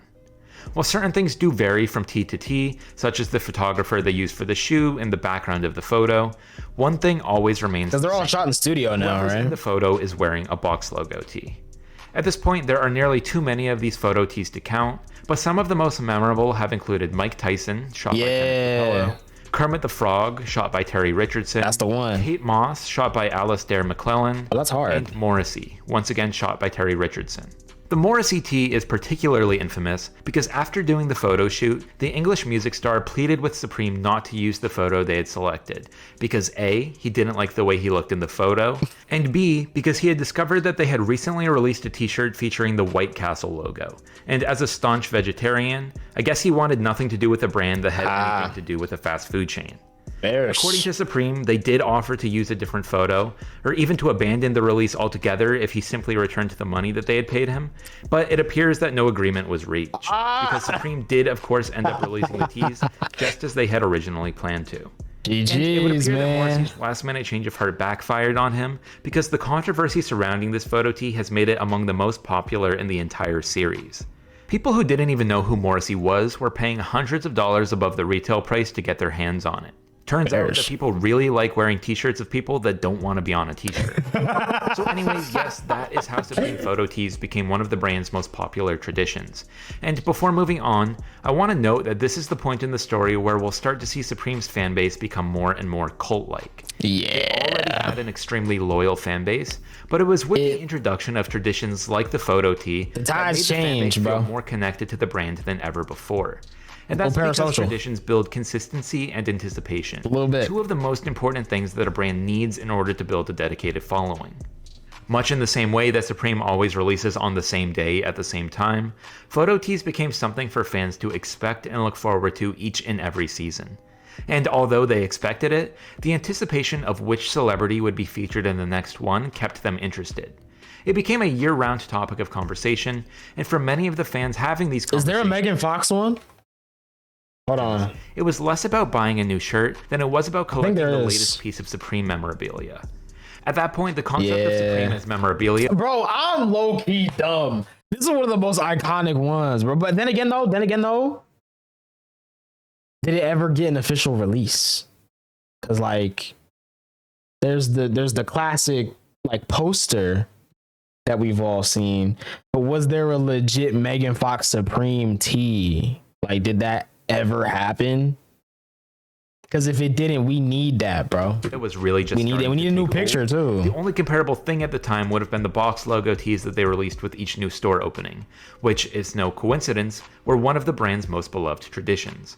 Now, if you take into account all of the changes that were going on, it's clear that Supreme was entering into a stage of growth. They were opening new stores, they were doing higher profile collaborations, and at least in some cases, they were no longer ripping their t-shirt graphics for magazines. They were setting up photo shoots with real photographers and real celebrities, which required a level of planning and coordination that no one at the brand had all that much experience with. And so that is why, in 2006, James decided to bring Angelo Bocche onto the team.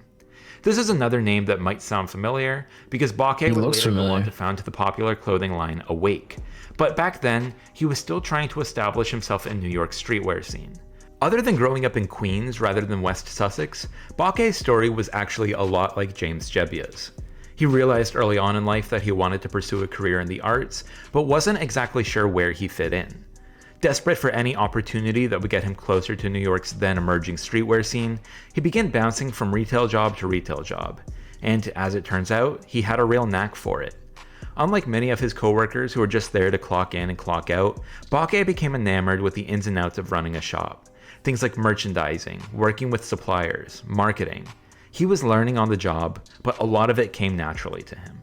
In the year 2000, after working at a few different shops throughout New York, Bakke eventually landed a job over at Stussy.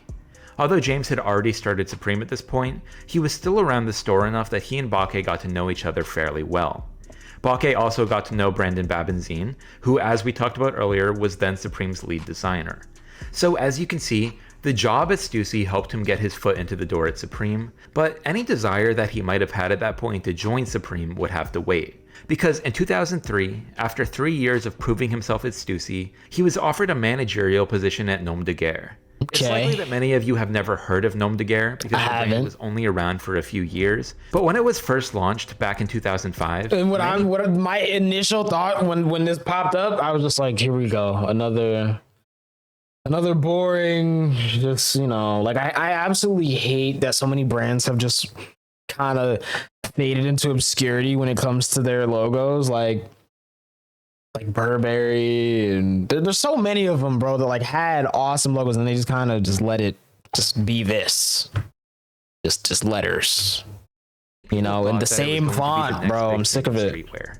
In fact, if you've seen my video about the history of Aimé Leon Dore, you might remember that Nom de Guerre was one of the brands that heavily influenced Teddy Santis, the brand's founder. So all that said, becoming the manager, because I have heard of it, and I was thinking about Aimé Leon Dore a second ago, because I was thinking about the Porsches. Bakke. And while it was his work, I was like, imagine, and I didn't say it because I was like, I kind of want to keep it on the top. But since he said that, I'm gonna say, imagine if we got like a Supreme car collab. For real though, like how there's the Kith M4s, which I want one of those so bad. I'm a BMW guy and I'm a Porsche guy. I want a Kith M4 or a Kith M3 because I don't think they did G80s. I think they only did G82s. But a Kith M3 will be crazy. And then of course, an Aimé Leon Dore. But I don't even care which Porsche, bro. It could be 928, it could be 944. If I had the choice though, like if I could get one custom built from the factory in collaboration with Aimé Leon Dore, I'm going 991.2 GT2 RS. Duh, bro. But like that car obviously isn't in production, so it would be a pretty big ask to do that. Or I could get one secondhand for like $1 million. And then spend another like 10 million getting it completely rebuilt and customized. That would suck. But I would do it though if I had that much money. Got him to that point. What happened next can only be attributed to fate. It just so happens that famous photographer Mary Pohl lived in the same building as Nom de Guerre's shop on the corner of Bleecker Street and Broadway. As Bakke recalls, she stopped by one day and was showing the guys in the shop the photo book she was planning to release. And to their surprise, it was chock full of photos from 80s New York, including some of the icons from that era such as Basquiat, Madonna, and Andy Warhol. Bakke immediately suggested that Mary Pohl host a release party for her book at the Nom de Guerre store, and she agreed. Then, on his own initiative, it was Bakke who put everything together, from printing out photos to setting up the space, and of course marketing the event throughout the community. While many store managers get pigeonholed into focusing on operational logistics, this event was a rare opportunity for Bakke to flex his creative muscles, and he took full advantage. By the end of that night, it was clear to everyone, including Bakke himself, that the event had been a raging success. And while he walked away feeling empowered to host more events like this in the future, he didn't think that all much more about it. At least, that was the case until a few days later, when he received an unexpected phone call from James Jebbia. James had caught wind of how successful the event had been, and he wanted Bakke to come work for Supreme. What Bakke's role would be wasn't yet clear to either of them. James just knew that whatever he was doing at Nom de Guerre, he wanted him to come do for Supreme. And look, it makes sense. With the Mary Pohl event, Bakke had helped Nom de Guerre transcend fashion. It elevated the brand's status in the local art community, and it did so while embracing 80s era New York. That right there is a succinct summary of everything that James Jebbia was trying to do with Supreme, and Bakke now stood out as someone that could help him achieve that. So, just like that, in the summer of 2006, Angelo Bakke joined Supreme. Like I said, it wasn't clear yet what his role would be, but pretty soon he found himself involved in just about everything. He was creating marketing campaigns, putting together lookbooks, developing brand strategy, and after the departure of Luke Meyer, he even became more heavily involved in the design process. One of the things that Bake is largely credited with is overseeing Supreme's transition from a streetwear brand to a ready-to-wear brand. That meant introducing some more refined pieces like cardigans and sweaters to go alongside the brand's regular offering of t-shirts and hoodies. To be clear, Supreme was already moving in this direction when Bake joined. That's one of the reasons that James had gone out and hired Luke Meyer, but Bake helped take this to the next level. Over the years, as his role within Supreme evolved, and as he began to take on more and more responsibility, Bake was given the title of Brand Director. Even with this title, it seems that his responsibilities were not all that well defined. But from what I can tell, James was still responsible for the creative direction of Supreme, while Bake was primarily responsible for creative execution. He himself has said that he had the authority to be creative, but that James always had the final say, which is one of the reasons that he would eventually leave to start a brand of his own. But in the meantime, Bake and Supreme were a perfect match. He was the right person to help usher the brand into the next stage of its evolution, and his timing could not have been better. Because unbeknownst to everyone, James was quietly planning to unveil something that would change the trajectory of Supreme forever.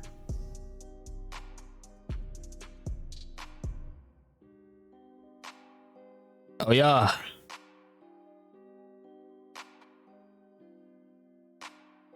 In September of 2006, to coincide with the release of their Fall/Winter 2006 collection, Supreme officially debuted its website, supremenewyork.com. And to say that this was a turning point in the brand's history would be an understatement. As I alluded to earlier when we were talking about the opening of the Supreme store in LA, one of the factors that was severely limiting the brand's growth was its limited geographical footprint. Yep, they about to blow now. You had to be in New York, LA, or Japan. It's up, the only places to buy online at that point were eBay and a handful of streetwear forums. And these transactions were typically far more expensive and way less reliable than buying directly from the source. So, when Supreme launched its website, it opened the door to streetwear fans around the world. You could now log on to the website from pretty much anywhere and buy the same pieces that people in New York and Tokyo were lining up on the sidewalk for. If you were lucky enough, that is, which is something we'll be coming back to in just a second. But first, let's get a glimpse into what the website quick, bro. I remember one day using the Internet Archives. I don't know what it was that was coming out, and I wasn't even like, there was no guarantee I was gonna get it anyways.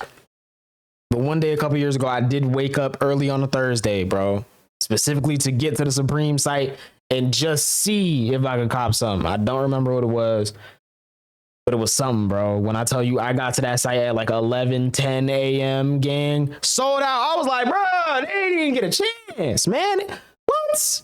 Wayback Machine. Bro. I was able to pull up an archived version of the website from Wayback Machine.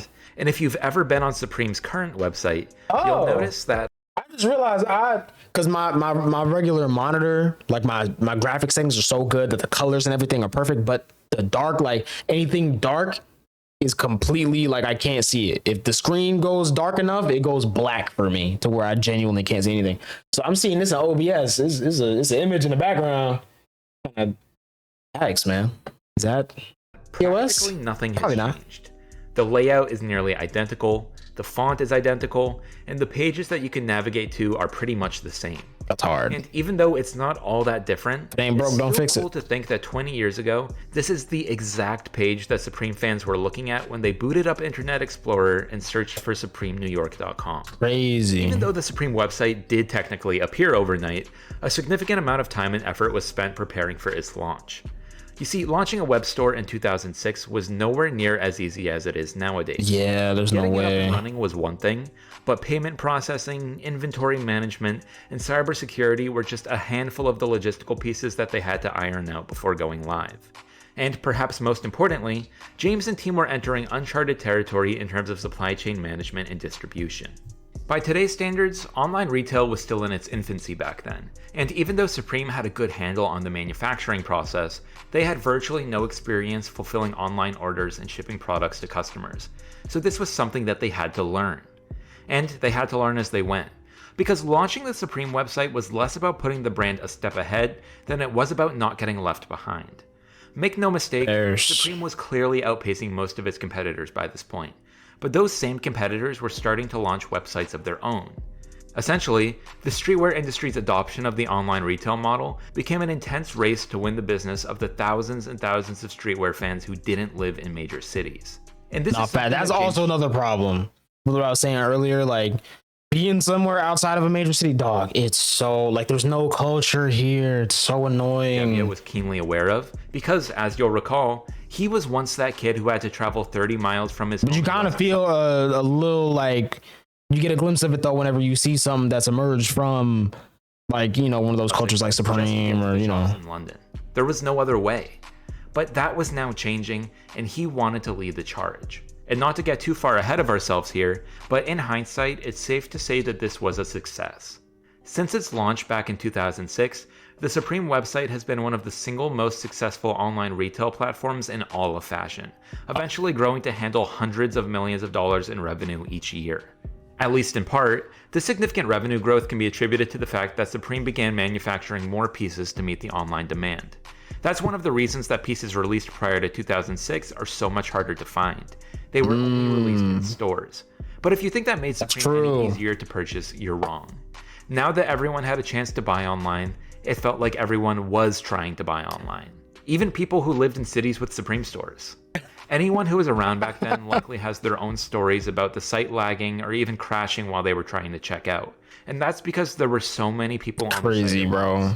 I mentioned earlier that Supreme always releases new collections on Thursdays at 11 a.m. Eastern Time, and because everyone knew this, everyone would log on to the website around the same time, patiently wait for the clock to strike 11, and then rush to add whatever they could to their carts as fast as possible, hoping that whatever they had added didn't sell out before they finished checking out.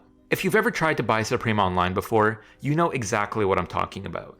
And while it is of course disappointing when you strike out, the adrenaline rush from just trying was borderline addictive for some people. I guess, man. I don't like that feeling, so Supreme fans. Even that's why I never got into it like that. Anything from a new collection, they couldn't resist logging on at release time just to see what they could get in their cart. He took a bump. And if they could get it in their cart, oftentimes they'd buy it. There was even this phenomenon where after the most popular pieces in a collection had sold out, people would buy whatever was left on the website just to ease the pain of striking out. That's how I ended up with my Supreme Shrek tee. And no, that is not a joke. Bro, imagine I didn't look it up and I thought I just came up with this. And then I saw this brow would have been heated. So for these reasons, that's hard though the Supreme website was created to help meet demand, it actually ended up creating more demand. And aside from the obvious boost that this gave to the brand's popularity, this ended up having two unexpected consequences. The first of these consequences was the proliferation of bots. In layman's terms, bots were computer programs that people built to automate the checkout process on Supreme's website. The best ones were capable of checking out in just a few seconds, faster than most people could even add the piece that they wanted to their cart. This was a direct response to the high traffic on Supreme's website, and it made the problem 100 times worse. Bot users and like scalpers, the anonymous name, like ticket scalpers, genuinely that whole realm of person, some of the grimiest people on the planet. Like I ain't gonna lie, bro, you crazy for that, bro. You're using a bot, come on now. People to evade the limits. Come on, man. Set on how many wait a couple more seconds, like the rest of us. Each individual could buy. Thug. So if someone successfully used a bot to buy a bunch of the latest photo tee, they could easily corner the market and set the resale price however high they wanted to. This contributed to what is one of the largest criticisms of Supreme, which is that their pieces tend to resell for astronomical prices. Over the years, Supreme has worked to combat bots to the best of their ability, but as time has gone on, these bots have only gotten harder to detect. So it's a difficult problem to solve, and it's incredibly frustrating for fans who just want a fair shot at buying the piece they want. In fact, this leads me to the second consequence of the Supreme website that I want to talk about, which is that it actually made the lines at the store longer. Like I said before, the launch of the Supreme website exposed the brand to a larger audience than ever before, but as some of these fans struggled week after week to successfully buy pieces online for the reasons that we just talked about, they realized that the only way to guarantee their purchase was to be among the first people in line at the store. Again, this option had always been available, and there were already people lining up at the stores well before the website launched, but it was in the years after the launch that we really began to see an uptick. Needless to say, the debut of Supreme's website was yet another turning point in the brand's history. I'd even go as far as saying that it's among the most pivotal that we've talked about thus far. Not only did it expose the brand to entirely new markets, but the influx of cash that came with it allowed James to reinvest in the brand more heavily than ever before. This set the stage for bigger and better collections, new stores, dream collaborations, and perhaps most importantly, it allowed Supreme to take more risks. As a brand, Supreme had never shied away from taking risks, but at the end of the day, they were running a business, so they were naturally less inclined to put time, effort, and money into something that wasn't going to sell. But now that they had a bit more money to play around with, paired with the fact that everything they released seemed to sell out instantaneously, they were willing to push the boundaries a bit further.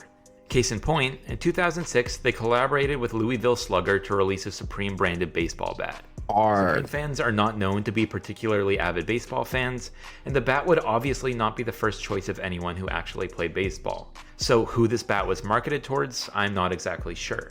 But they knew exactly what they were doing. This is marketed towards the guy who goes in the Supreme store and is like, you know what? I really like this logo on the tee, man. I'd put it on something and then just like put it in my house. That's exactly the type of person.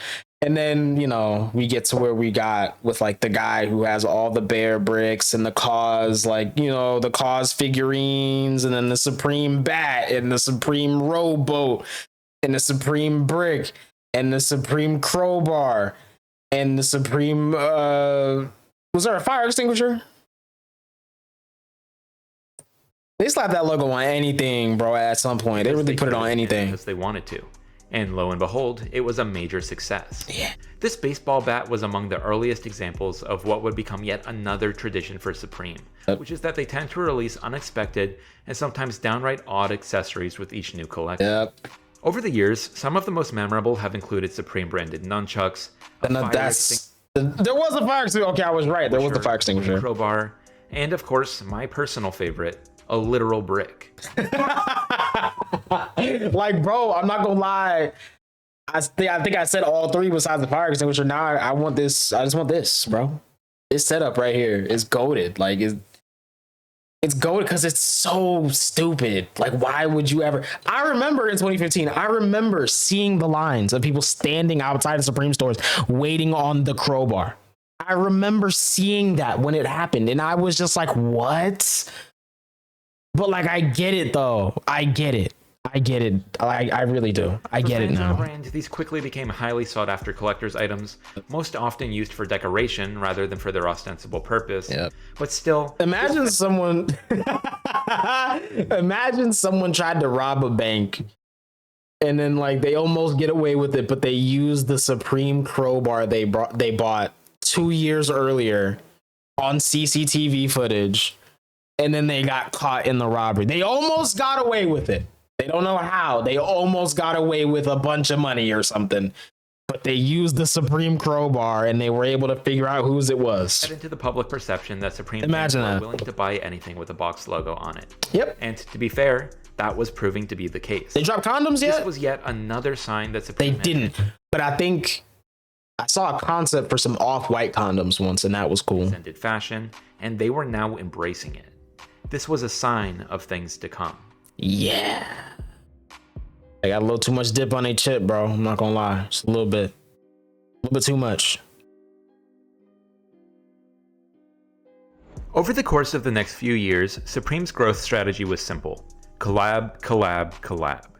In 2006 alone, they released a pair of Vans in collaboration with photographer Ari Markopoulos, a series of skate decks with the legendary artist Jeff Koons, a range of apparel with the rap group Public Enemy, a collection of boots with Timberland. That was some of the first Supreme stuff I remember seeing. The Public Enemy stuff. Legendary artist Jeff Koons. That's like apparel with the rap group Public Enemy. I remember seeing a lot of that first.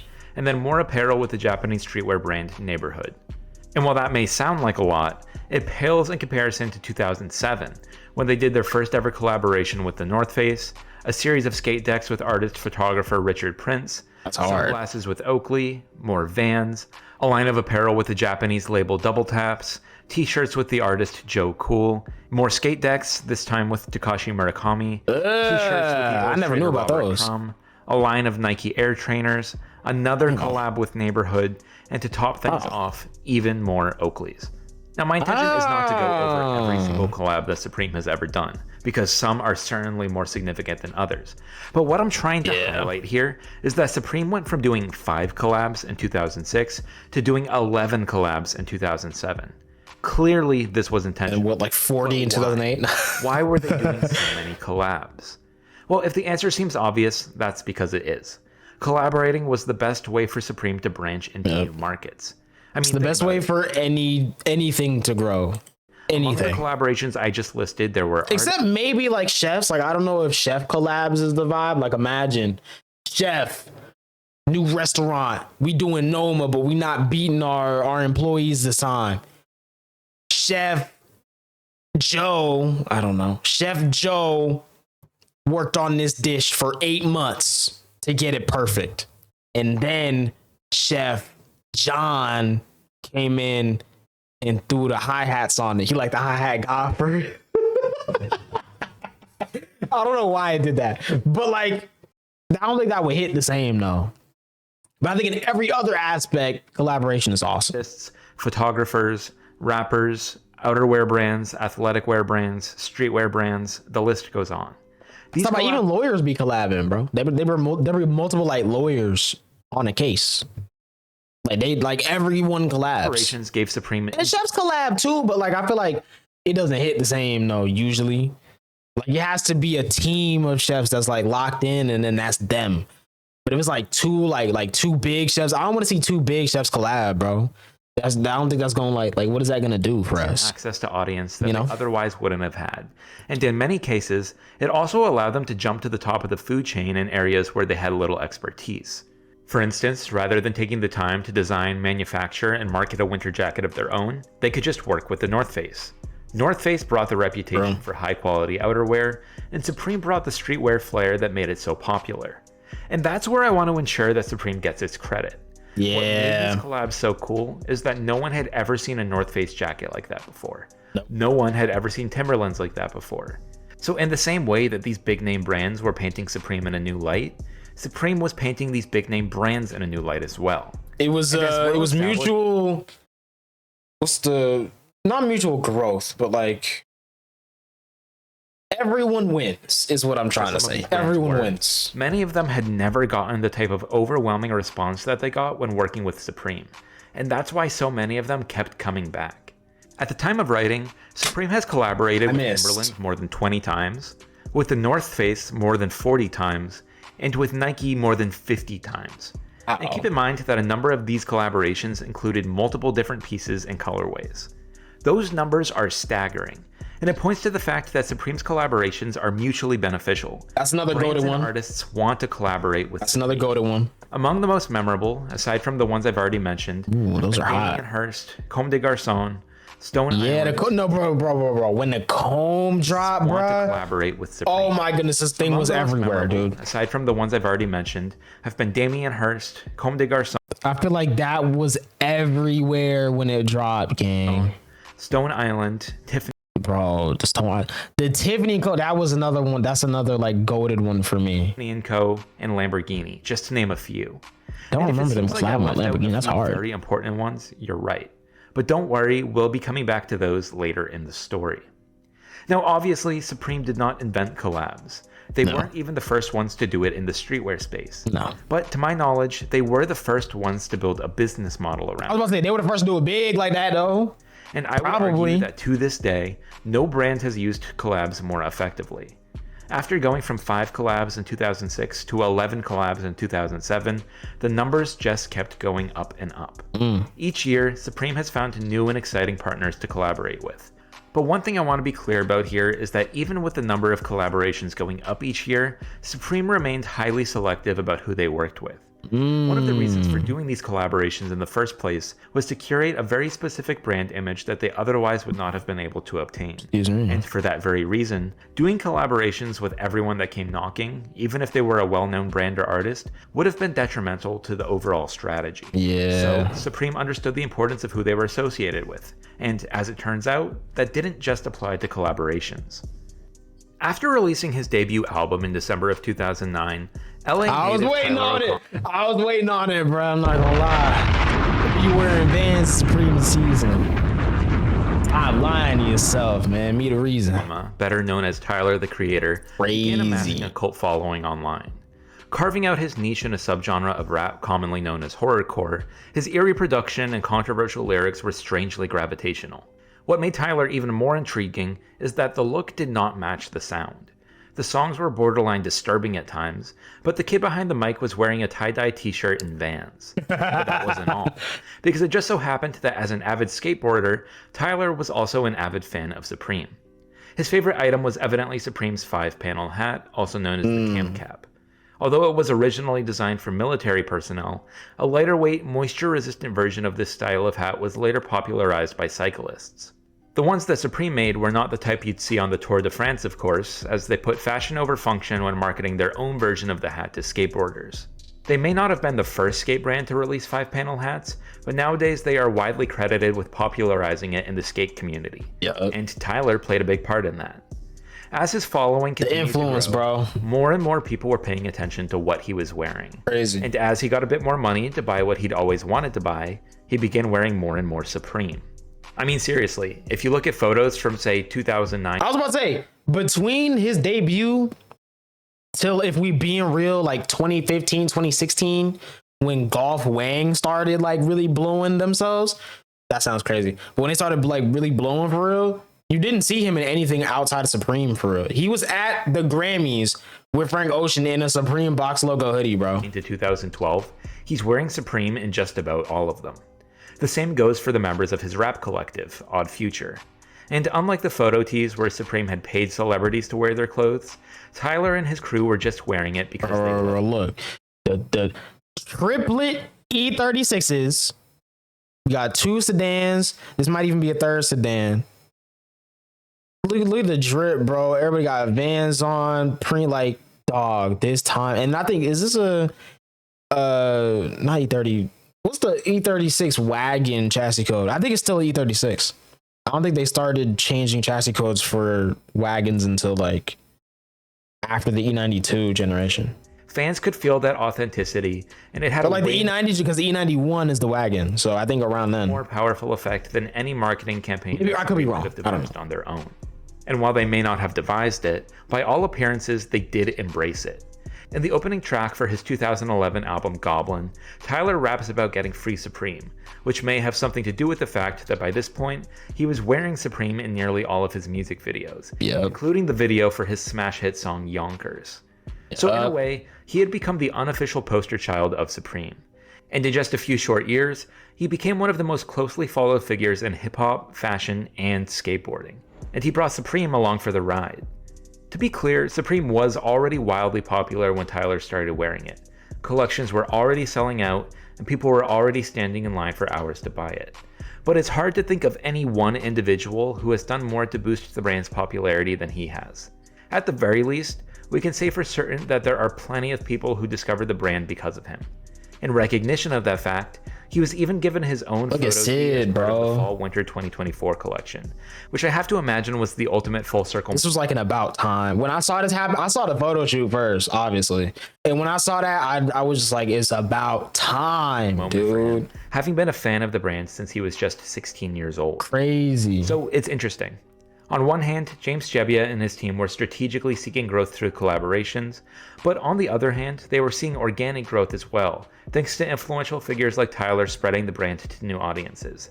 I was about to say, there go Tyler right there, but I was gonna say that, and I was like, nah, it's not even him, bro. It's just like some dude that's dressed in full Supreme, and then I'm just thinking it's Tyler. And colorways. Why did it do it again? Those numbers are staggering, and it points to the fact that it actually was him. Collaborations are mutually, at the very least. His team were strategically like here. That's so funny too, bro. But saw that and was just like, there you go right there. But nah, that's not him. We're seeing organic growth as well. It was him. Thanks to influential figures like Tyler spreading the brand to new audiences. And the synergy of these things happening at the same time had an exponential effect on its growth. That's crazy, no one had dude. ever seen anything like it before. Supreme was already big, but it was somehow getting bigger. Too big to be ignored. James Jebbia and his team could now sense that the world was watching. Bro, left brain. They were up to the challenge.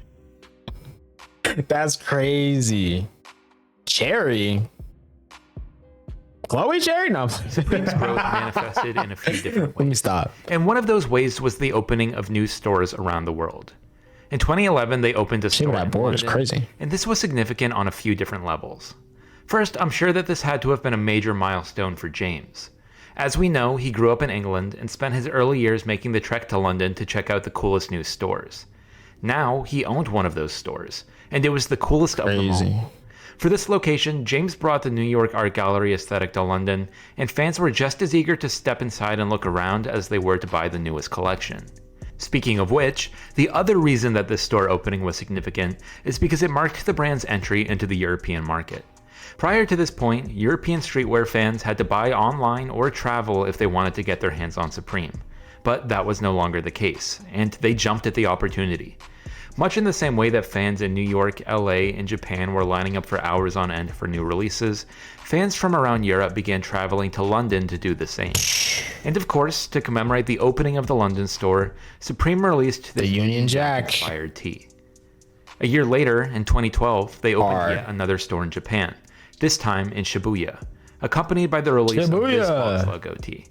And while unlike the London store, this was not a new market for Supreme, it was an indicator of how wildly popular the brand had become in Japan. I've seen that one before, though. Back when Kanamura helped James open 3 different Japan locations in the span of just 6 months, some people thought that this was overly ambitious, that they were overextending themselves. Since then, they had opened 2 more locations, including the Harajuku store in 2006 and the Nagoya store in 2008. But here they were, a few years later, realizing that this was still not enough. And the timing was perfect, because in 2012, that same year, Supreme released its first ever collaboration with Comme des Garçons, the Japanese label founded by the fashion icon Rei Kawakubo. Comme des Garçons was both a bit higher end and more avant-garde than many of the brands that Supreme had ever collaborated with up until that point. And while many fans focused on the backwards box logo and polka dots, some of those high-end and avant-garde elements did make their way into the collection. And that was intentional. This collaboration was meant to be Supreme's gentle introduction into the world of higher-end fashion.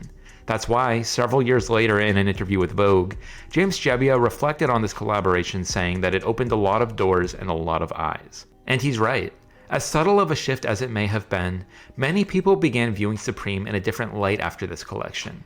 And to take it a step further, many Supreme fans began viewing themselves in a different light as well. For many of them, these were the first designer items that they had ever purchased. And even if it was still just a hoodie or a t-shirt, walking around in something designed by Rei Kawakubo gave them the confidence to say, I'm into fashion. Hold on. It's because Supreme made that accessible to them. I didn't even think about that part. Than the collaboration itself is what this collaboration represented. It represented a shift in mindset. And also, too, like, everyone who probably, like, at this point had... Oh, there's a fly in here. Everyone at this point who probably like started to like grow up with the brand or just been around it more, they started to get older, bro. They started getting a little bit more money, probably. Then again, probably not. But maybe they was getting a little bit more money though, and it was like, hold on, bro. We can really do this high fashion thing, both for Supreme and for its fans. It was an early sign that Supreme was ready to break down the walls of high fashion, and that their fans were ready to storm in behind them. So clearly, this was the beginning of a new era for Supreme, and with that, you could say that the previous era was coming to a close. And it just so happens that this shift was taking place around the same time as Supreme's 20th anniversary in 2014. To celebrate the anniversary, the brand released a 40-minute skate video called Cherry. As you can see from the official description of the video on Supreme's website, Cherry was directed by William Strobeck and features skaters Tyshawn Jones, Sejal Sessler, Sean Pablo, Nakel Smith, Kevin Bradley, Aiden Mackey, Paulo Diaz, Mark Gonzalez, Dylan Ryder, Alex Olson, and Jason Dill, the latest iteration of Supreme's skate team. Fans loved this video because at a turning point in the brand's history, it was Supreme's way of acknowledging that no matter what happened next, what got them there was being a skate brand. And things would change, drastically, which is why many fans nowadays divide Supreme's history into the pre-Cherry era and to the post-Cherry era. The post-Cherry era started off with a bang. W Navy Blue. In March of 2014, just 2 weeks after announcing the release of Cherry, still gotta listen to his new album. Nike announced that they would be collaborating on a pair of foam posits. The two brands had of course been collaborating for several years by this point, but during that time, both streetwear culture and sneaker culture had exploded in popularity. And now the biggest streetwear brand... These and the Galaxy foam, like, bro, those were like... When I think about foam posits, I think about those two shoes, bro. Literally. The biggest sneaker brands were coming together to collaborate on one of the most popular sneakers, the foam posit. When people talk about hype culture, there are few examples better than this. Sure, Supreme had dealt with hype before, even the as far foams back in as the general, 2002 bro. Nike Dunk collab. Oh man. But the pure hysteria that accompanied these new foamposites was unlike anything that anyone had ever witnessed. On April 2nd, the night before the release, fans began camping out on the sidewalk in front of the store on Lafayette Street. And when I say camping out, I mean that literally. Some people brought tents and chairs to make themselves comfortable for the night ahead. Others brought nothing, prepared to brave the elements until the doors opened the following morning. According to reports, there were as many as 300 people in line by 5 p.m. And as the hours ticked on, the line got longer. By 5 p.m. the day before, dude, By 8 p.m., the number of people in line had at least doubled. Oh, yeah, I thought that was Kevin Garnett. The NYPD had been called to help control the crowd. Despite placing barricades along the sidewalk to prevent the line from flowing out onto the street, bro. The chaos and confusion only seemed to grow. It's New York, dude. As people at the back of the line began to realize that their hopes of purchasing the shoe were slim, they began pushing to the front, cutting the line and fighting their way to the store's front door. Fearing that a riot could break out at any moment, the NYPD made the decision to shut down the line, citing public safety concerns. And just like that, for the first time in its history, Supreme had to cancel a release. Not only did they move this release online, but they decided that for the foreseeable future, to prevent this from happening again, all Supreme Nike collabs would only be released online, at least for the US. That's why, in 2015, when Supreme did a landmark collaboration with Nike's Jordan brand, these shoes were not sold at the New York store or the LA store. This collab was arguably even more hyped than the Foamposite collab, thanks in part to the sheer excitement at seeing Michael Jordan in a Supreme tee, but because it was an online release, it didn't cause nearly as much chaos. Nevertheless, the damage had been done. Supreme releases now had a reputation for being insane, and rather than steering clear of the chaos, many fans embraced it. While not every release was as bad as the Foamposite release, the lines were still drawing a significant amount of attention week after week. And pretty soon, the fans standing in line found themselves joined by news channels and media outlets, all trying to understand this mystifying force called hype that was making kids sleep on the sidewalk for a t-shirt. In my opinion, the series that Emily Oberg hosted for Complex was the best at documenting what these Supreme lines were actually like. Bringing a camera and a microphone to the front lines of the action, Emily went through the line asking fans anything from "What are you looking to buy today?" to "How long have you been sleeping here?" The series became so popular that some of the recurring interviewees, like Rax Hogan, basically became celebrities in the Supreme community. It was one thing to hear about lines outside of the Supreme store, but these videos gave people like me, who were nowhere near a store, a glimpse into Supreme's culture. Facts though. Otherwise we never would have seen. This new era of Supreme, the post- I think about the old Round 2 vlogs, bro.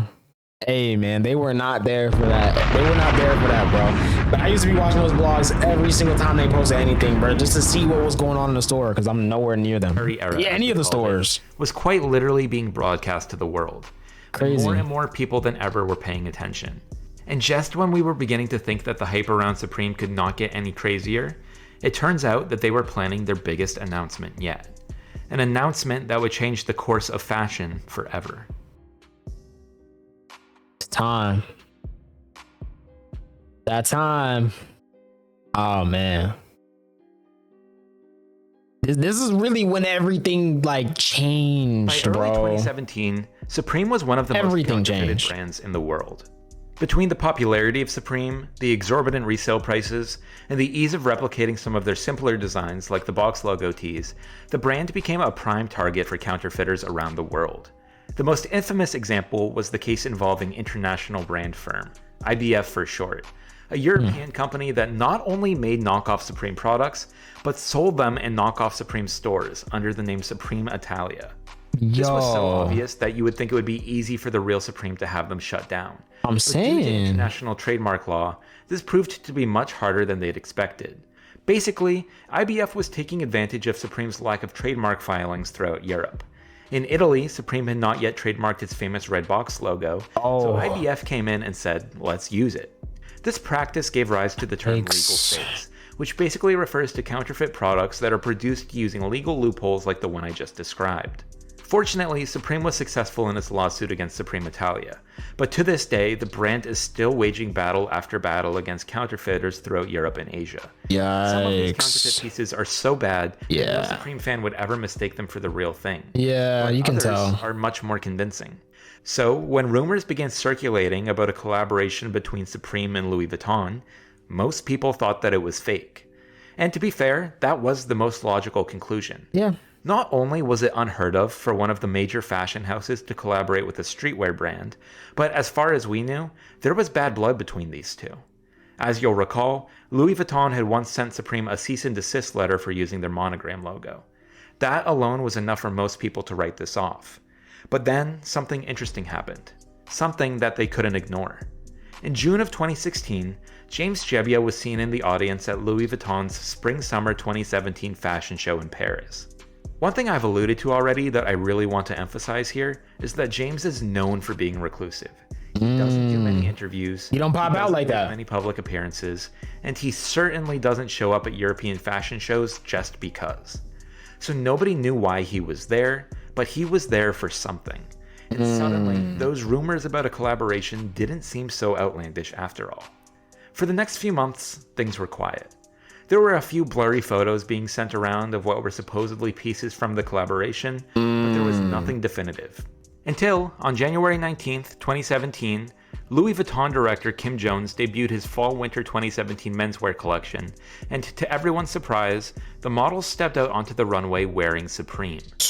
There had been no announcement, no press release, no Instagram post.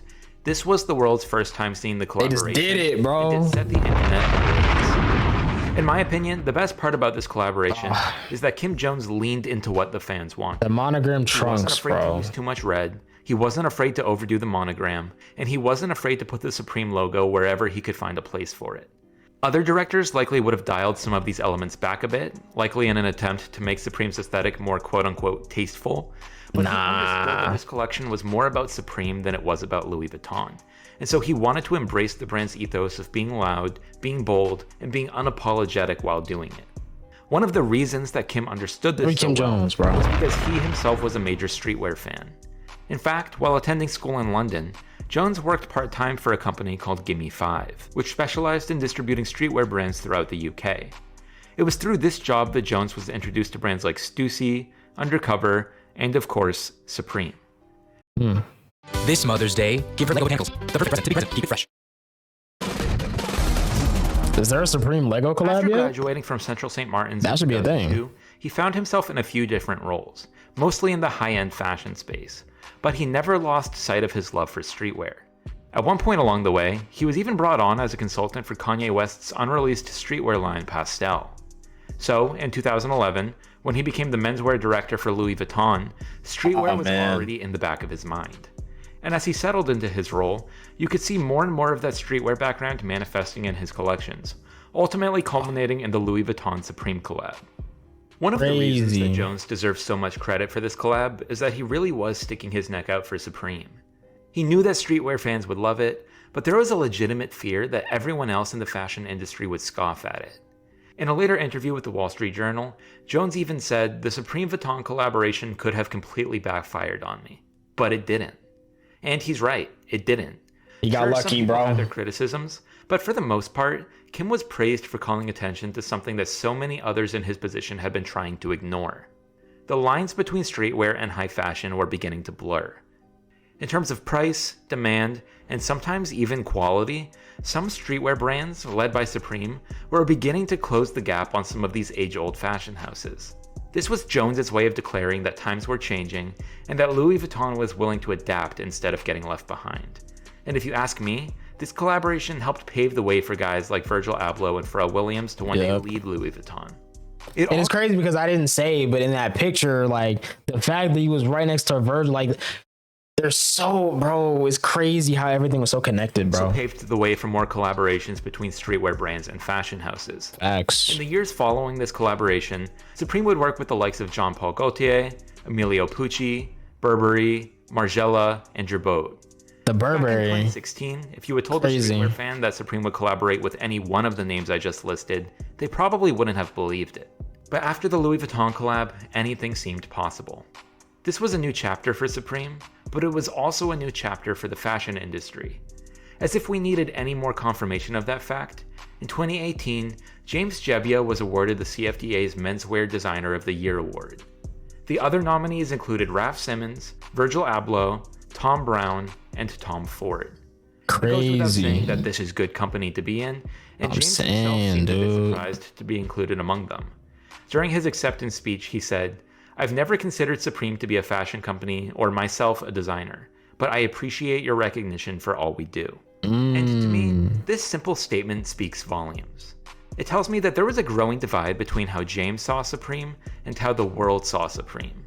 It seems that even though he wanted the brand to grow, he never fully let go of that image in his head of a tiny skate shop in the corner of Soho where skaters came to hang out. And that's the difference between like someone who wants to start a movement and a culture versus someone who's just trying to start like a brand.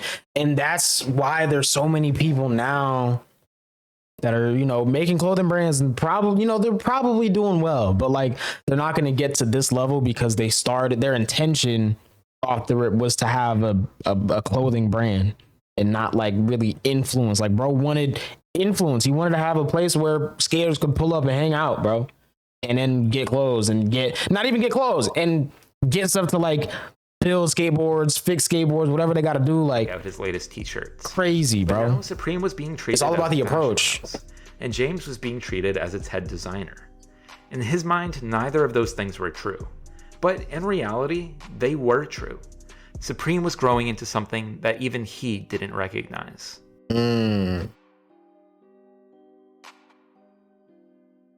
Is this when it's sold, or is this before it's sold? In February 2017, just a few months before the release of the Louis Vuitton collaboration, brand director Angelo Bacche decided to walk away from Supreme. Publicly, he has said that he made this decision because he wanted to focus on building his own clothing line called Awake. And to be fair, that's exactly what he did. But part of me can't help but wonder if some of the changes that were beginning to take shape behind the scenes may have played a part. You see, a few months later, in August of 2017, Supreme announced that they would be implementing a lottery system at the New York location, similar to the one that they had implemented several years earlier in Japan. Now, if you wanted to get into the store on release day, you had to sign up online and hope to get selected. This meant that those crowds of kids from the Complex videos were no longer lining up on the sidewalk overnight. They were at home, waiting for an email. And while I get that this was done out of necessity, there's no denying that it took away part of what made Supreme Supreme. It truly was the end of an era. But this was only the beginning. 2 months after implementing the lottery system, Supreme made an even bigger announcement. They were selling 50% of the company to the Carlyle Group, an American private equity firm with nearly $500 billion in assets under management. I hear them saxophones. Reportedly paid $500 million for this 50% stake, meaning that Supreme had officially been valued at $1 billion. Fans immediately grew concerned that this was the end of Supreme as they knew it, and those concerns were justified. Anytime that a large private equity firm makes a major investment like this, the intention is obviously for that investment to grow. Some of those private equity firms say, hey, we like your business model, take this money and go get even better at what you're already doing. But other private equity firms say, hey, we own half of your company now, you're going to do what we tell you to do. Yeah. This is called being an activist investor, and that's exactly what Supreme fans were afraid. It's literally what TKO did with WWE, and now I'm not going to rant about wrestling in this video. I'm not going to. Ruining the heart and soul of the brand just to squeeze every last dollar out of their investment. And thankfully, that didn't happen. Rather than ramping up production to sell more pieces or lowering production quality to improve profit margins, their strategy was largely centered on expanding Supreme's footprint by opening more stores. Case in point, in 2018, the year after the acquisition, Supreme opened a second New York location, this time on Grand Street in Williamsburg, Brooklyn. With the opening came the release of this camo box logo. And 1 year later, 718, they opened their second location in California, this time on Market Street in San Francisco. To celebrate this opening, they released the simple two-sided box logo tee. These new locations were welcomed additions to the growing roster of Supreme stores, because at the end of the day, they were simply bringing the Supreme experience to fans in new places. Nothing too controversial about that. But not every new store was so well received. One store in particular pushed many fans past their tipping points. Oh no.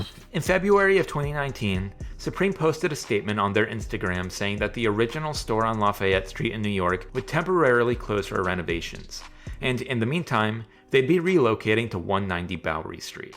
Oh. At first, nobody thought much of it. This was only temporary. Okay. But in September of that year, pictures began circulating online of a for lease sign in front of the Lafayette store. confirming that the move was not temporary after all. The original Supreme store was now closed for good. It's not clear what changed during those few months. So they didn't even get to give it like a farewell, bro. They just called it off. Was significantly larger, and they put a lot of time, money, and effort into renovating it. So it's likely that they just reached a point where logistically it made more sense to stay. And while it's hard to fault them for that, this decision raised the same question that fans had recently started asking about the brand itself. Do they care more about growing the brand than they do about honoring its history? It's a difficult question, and to be fair, growing a brand and honoring its history are not mutually exclusive things. Nevertheless, this was the gut reaction many people had when they realized that they would never step foot in the Lafayette Street store again. I actually think that if Supreme had made this move before selling 50% of the company, the general public might have been more receptive. Yeah. But because they did it after the fact, it seemed to reinforce the idea that the old Supreme was gone for good. And to make matters worse, it was just 1 year later, in November of 2020, that we learned that Supreme was being bought out by VF Corporation for $2.1 billion. Yeah, that was in 2020. I thought that was like 2 years ago, bro. That was in 2020. Is the same conglomerate that owns Vans, the North Face, and Timberland. These are all brands that Supreme had formed close partnerships with over the years, so on paper, the brands seemed to fit well into the company's portfolio. But the heart-wrenching part about this acquisition is that VF Corporation wasn't just acquiring the Carlyle Group's stake. They were acquiring James's as well. This meant that as of November 2020, James Jebbia no longer owned Supreme. Despite this fact, VF Corporation made it clear that he would still be involved. In a statement made about the acquisition, they wrote that the Supreme brand's founder, James Jebbia, and the senior leadership team of the brand will remain with the company headquartered in New York City, New York. As you can see, this statement was a bit vague. It didn't really describe what his role would be moving forward, and that had fans worried. Nevertheless, the deal was done. While the exact terms of the sale aren't known, James's net worth after it went through was estimated to be somewhere in the neighborhood of $800 million. Not too bad for selling a company that he had started with just $12,000. So clearly, the sale to VF Corporation was controversial, largely for the same reasons that the sale to the Carlyle Group was controversial. And unfortunately, this was the beginning of a somewhat tumultuous period in the brand's history. For starters, in early 2023, Supreme announced that the store on Fairfax would be closing permanently as they relocated to a larger store on Sunset Boulevard. As we've discussed, the store on Fairfax was seen by many as the epicenter of LA's streetwear community. Yeah, honestly too, I think once that was gone, Fairfax fell off, and Melrose too. And as dismayed as people were about Supreme, it just fell off. The real fear was what effect this would have on the neighborhood. Unfortunately, the worst of those fears seem to have come true. Nowadays, Fairfax is a shadow of its former self, and even if Supreme's departure was a consequence of the neighborhood's decline rather than the cause, there is no denying that this decision added fuel to the fire. This left many fans questioning what respect, if any, Supreme had left for the streetwear community, something they had been growing more and more skeptical about ever since the unceremonious closing of the store on Lafayette. They done gentrified the brand, bro. In 2022, Supreme tried laying some of these questions to rest by hiring Tremaine Emery as the brand's new creative director. Yay! Tremaine Emery is a bona fide streetwear legend, having consulted for and collaborated with some of the biggest brands including Off-White, Yeezy Brand, Stussy, and perhaps more famously, having founded the clothing line Denim Tears as well as the creative collective No Vacancy Inn. Funnily enough, Tremaine recalls that when he was younger, he was never really that into Supreme, but he was into streetwear and spent much of his time hanging around at the Union Shop in Soho. Through this, he got to know James Jebbia, and because Tremaine had some retail experience from working at places like Barney's New York and Saks Fifth Avenue, James was actually interested in hiring him to work at Stussy. But according to Tremaine, every time that he and James agreed to meet to discuss this, James would miss the meeting. Not content to wait around, he decided to apply for a role at Marc Jacobs in London instead, and he got the job. Tremaine quickly found success at Marc Jacobs, befriending the man himself, and even stepping into a managerial position after a certain point. But after 9 years of this, he returned home to focus on more self-directed projects like the ones I mentioned earlier. And it was through these types of projects that Tremaine became one of the most well-connected people in the industry. Kanye West, Virgil Abloh, A$AP Rocky, and Frank Ocean are just a few of the names that were seeking Tremaine's input for their own projects. And while much of his work was done behind the scenes, he quietly established himself as one of the most highly sought-after creative consultants. We need a Supreme Homeric collab. After label Denim Tears in 2019, he emerged onto the scene as a creative director as well. It was the cotton wreath denim jeans that really put the brand on the map, but since then, the product offering has expanded significantly. Denim Tears has even done a number of high-profile collaborations over the years, including ones with Dior, Virgil Abloh, Levi's, Stussy. Crazy. Was that one still the craziest to me? Cactus Plant Flea Market, just to name a few. So when it's you not the most recent one, his revered status in the streetwear industry, his affinity for collaborations, and his track record of success as a creative director and consultant, Tremaine seemed like the perfect person to lead Supreme. So in 2022, when it was announced that he would in fact become Supreme's next creative director, it gave many fans hope that the brand was finally getting back on track. But unfortunately, those hopes would be short-lived. Yeah. Tremaine's first collection for Supreme, the Spring-Summer 2023 collection, debuted in early 2023, and most people agreed that this was a strong debut. There may not have been any instant classics, so to speak, but the collection demonstrated his ability to balance Supreme's core aesthetic with his own personal flair for high-end streetwear. He carried this momentum into his second collection for Supreme, the Fall-Winter 2023 collection, but as it turns out, this second collection would also be his last. You see, in August of 2023, the very same month that this collection was released, Tremaine abruptly resigned from his role as creative director. I feel like I missed that. I thought this whole time he was still there. He explained that he had made this decision after learning that corporate executives at Supreme had canceled his collaboration with artist Arthur Jafa without telling him. Jafa's artwork is, among many things, known for its evocative imagery, and this collaboration appears to have been centered around his depictions of the brutalities of slavery. Tremaine believed that this collaboration would offer meaningful commentary on an important subject, but it seems that the Supreme execs didn't see it that way. Presumably, they believed that the imagery was too evocative and that it would turn into a PR nightmare. But to Tremaine, this excuse was evidence of what he called, and I quote, a lie to hide the systemic racism that lies deep within Supreme. Now, an important thing to note here is that in his post, Tremaine does mention that after resigning, James Jebbia stopped by his house in person to talk about what had happened. He explains that James took responsibility for not telling him about the decision to scrap the collab, and that he promised to change things moving forward.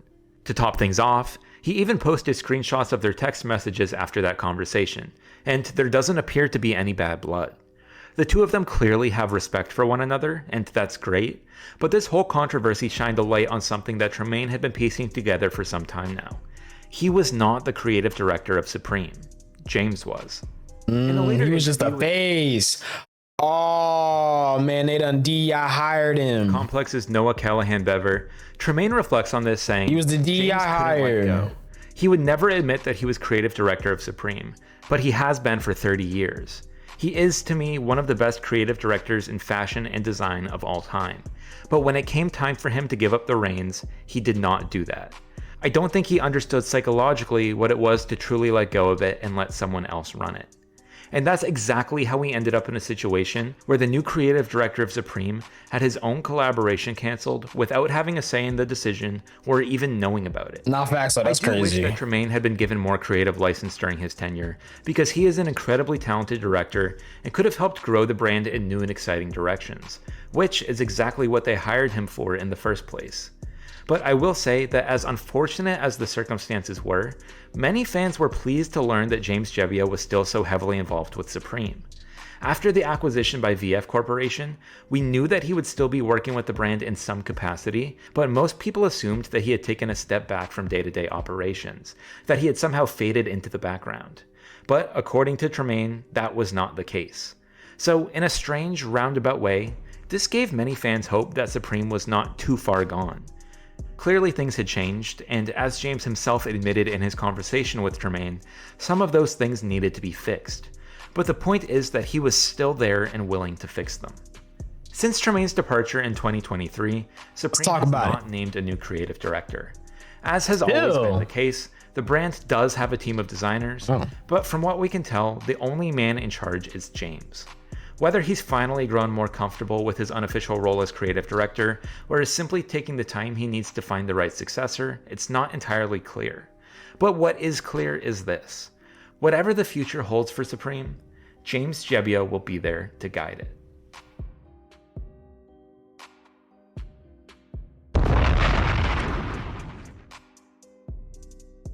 I didn't think that was the end, but I figured I'd get the bomb going just in case. But you know. In July of 2024, VF Corporation sold Supreme to EssilorLuxottica, a European conglomerate known for its portfolio of eyewear companies. Oh, this is the sale that I'm thinking of. And Ray-Ban. EssilorLuxottica paid $1.5 billion to acquire Supreme, which you may notice is $600 million less than VF Corporation had paid for it just 4 years earlier. So what went wrong?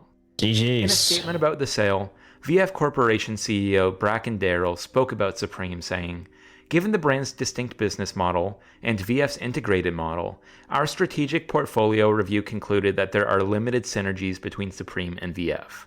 Translation: VF Corporation's core strength was high-volume manufacturing and distribution, which didn't work well with Supreme's low-supply, high-demand business model.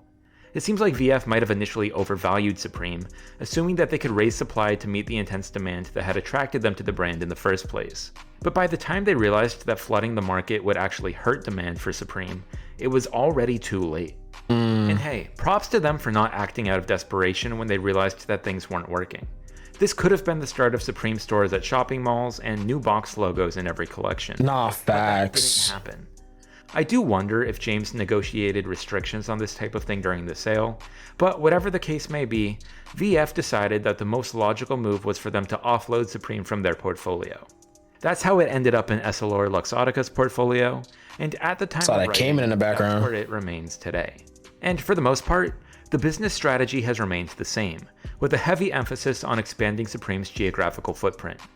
We last talked about Supreme opening a store on Sunset Boulevard back in 2023. Since then, they had also opened stores in Seoul, Korea, Shanghai, China, and Miami, Florida. And I remember the Miami store opening. In February of 2026, they ran one of their largest marketing campaigns ever on the Sphere in Las Vegas, Nevada, leading to speculation that a store could be coming to the Strip sometime in the near future. And I actually want to pause on this for a second. That could be hard. When I say that this was one of Supreme's largest marketing campaigns ever, I mean that both literally and figuratively. I think he means literally. Approximately 160,000 square feet, the really Sphere big is the largest LED screen in the world. And for a brand that has historically strayed away from mainstream marketing channels, you could say that the campaign was somewhat uncharacteristic for Supreme. However, the video that played on the screen was very characteristic for Supreme. Titled Taco Zone and directed by Oliver Payne, it's essentially just a CGI-infused skate video featuring guys in digital ski masks skating around tacos. And that's what I love most about this marketing campaign. It's not even promoting anything. It's taking this cutting-edge format, the Sphere, and applying the same guerrilla-style marketing that Supreme built its reputation on. It literally feels like a group of skaters hacked into the Sphere so that they could show off their tricks on the big screen. Facts. Now, of course, this was not guerrilla marketing. I'm sure that they had to pay an exorbitant amount for the screen time. But Millions. The point is that they're beginning to figure out how to adopt new avenues for brand growth and marketing while still holding on to the things that make Supreme Supreme. Perfecting this balance will likely be one of the brand's primary focuses over the next few years, and it's going to be a challenge, but I'm optimistic that it can be done. And some would argue that it has to be done. You see, in recent years, there's been this growing narrative that Supreme is dead. There is an endless supply of articles and YouTube videos online proclaiming exactly This doesn't count as the coffin mention. This doesn't count. Streetwear fans will tell you the same thing. It doesn't count. But what do they actually mean? Well, Supreme's financials are rarely, if ever, made public. But back when they were owned by VF Corporation, some of those financials were made public, and they didn't look great. Oh no. In 2023, the year before the brand was sold to EssilorLuxottica, Supreme's revenue apparently dropped by as much as 7%. But even more telling is that VF reported a $735 million impairment charge due to Supreme's underperformance. Impairment charge is the accounting term for when companies write off significant depreciation in the value of their assets. So in other words, in the eyes of VF Corporation, Supreme's value had plummeted. Now obviously there are other factors at play here. The value of a company is a subjective thing, and 2023 financial data is only one small indication of the brand's performance. So to give us a more comprehensive view, I used Google Trends to depict fluctuations in search interest related to the brand Supreme from 2004 to present.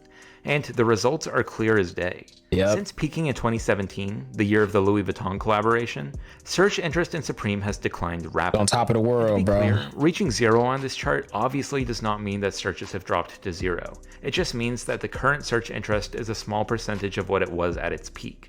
So what are we supposed to do with this information? Makes sense though. Are people onto something when they say that Supreme is dead? Personally, I think that the answer is no. The culture's dead. Explain why. The Supreme itself Today, isn't. People tend to compare Streetwear isn't. not against other streetwear brands, but against its former self. And this perspective fails to appreciate just how much of an anomaly Supreme was when it was at its peak. Collections selling out in fractions of a second, people sleeping on sidewalks just for a chance to buy something, $40 t-shirts reselling for thousands of dollars, billion-dollar companies lining up for collaborations. The list goes on and on. The fashion industry had never seen anything like this before. People were lining up for box logos the same way that they were lining up for the new iPhone. But even that comparison doesn't do justice to the sheer mania that we were witnessing. And yes, over the years, that mania has subsided. But that's to be expected. Anniversary trip to Tokyo with Expedia. You can follow and save on your flight, hotel, and car. So you see, there was a novelty factor to Supreme, but there was also a novelty factor to streetwear culture. G-body? The novelty factor of both Supreme and streetwear culture dissipated around the same time, creating this effect where it felt like Supreme had fallen off. I was about to say, this is a different time right here. We were here. experiencing the same downturn that the rest of the streetwear industry was experiencing. The only difference is that new brands emerging onto the scene still had the benefit of being novel, at least for a period of time. And during that period, those brands may have taken attention away from Supreme, which explains why the public's perception of the brand is the way that it is today. But I would contend that that perception is not consistent with reality. Like I said, they do not publish still hype their around it, though. results, but if I had to guess, I would say that by the numbers, Supreme is still today the most popular streetwear brand in the world. I'd argue and that, honestly, I think it's not even close. Collections are still selling out within seconds. They're doing more high-profile collabs than ever before, and as we just discussed, they're opening more and more stores every year. True. Let's also not underestimate the opening of the Shanghai store back in 2024. China has historically been one of the largest markets for fake Supreme, and now that there's a real location there, they may be tapping into one of their largest audiences yet. Probably. And to people who say, but it's just not the same, I hear you. I feel it too. Nothing is. But to challenge your own biases, to be honest, I encourage you to look at Supreme's most recent collection, and then look at a random collection from 10 plus years ago. Chances are that they're incredibly similar. That's not a knock on Supreme. It's a testament to the fact that despite all of the changes that the brand has been through, it ain't broke, don't fix it. Has remained surprisingly consistent. Just as we talked about earlier when I said that the 4 tees weren't all that different from tees that Supreme might release today. And sure, there have been some lackluster collections along the way, but my point is that Supreme has been consistent for so long now that nostalgia is kicking in. We think that the old collections are better because we fell in love with those collections when Supreme was at its peak. But the reality is that the designs are largely the same. And here's where we arrive at the plight of all Supreme fans. They don't want the brand to change, but deep down, they're desperate for something new. And honestly, this is why I thought that bringing in an outsider like Tremaine Emory would be so positive. That someone it was supposed to be coming in and shaking up the status quo would help fans appreciate change rather than resent it. But as we know, things didn't pan out that way. And today, the question of what the future holds for Supreme is for James Jebbia and James Jebbia alone to answer. At the beginning of it all, James was just another kid, seeking an outlet for his creative energy. And when he finally found fashion, he was willing to do anything to be around it, even if that meant moving to America to stock shelves for minimum wage. He eventually took a chance by opening his own store, Union, and that led to him working with Sean Stussy, which eventually led to him opening Supreme. What started out as a tiny skate shop in Soho is now one of the most iconic brands in the world. And while he had some help along the way, it was James's drive, ambition, and relentless commitment to being the best, dare I say, to being supreme, that led the brand I see what he did there. Today. I see what he did there. As James Jebbia is at Supreme, I trust that that same drive, that same ambition, and that same relentless commitment will lead the brand wherever it goes next. Regardless of what that looks like, I hope that this video has helped you appreciate what it once was and how it came to be. It truly is an amazing story, and I'm confident that there will never be another quite like it. But remember, just because the story's been told does not mean that the story is finished. If we've learned anything about James Jebbia, it's that he always has a plan. And who knows? That plan may very well be for the next great chapter in the history of Supreme. We about to get the Supreme Apple collab, bro. Supreme BOGO iPhones. Imagine iPhone 20 with the Supreme BOGO on it, man. That'll be hard. What a video. What a video. W return. This feels like a wrestling return, bro. Like the Undertaker just came back after like 3 years, bro. For real, for real. This is incredible.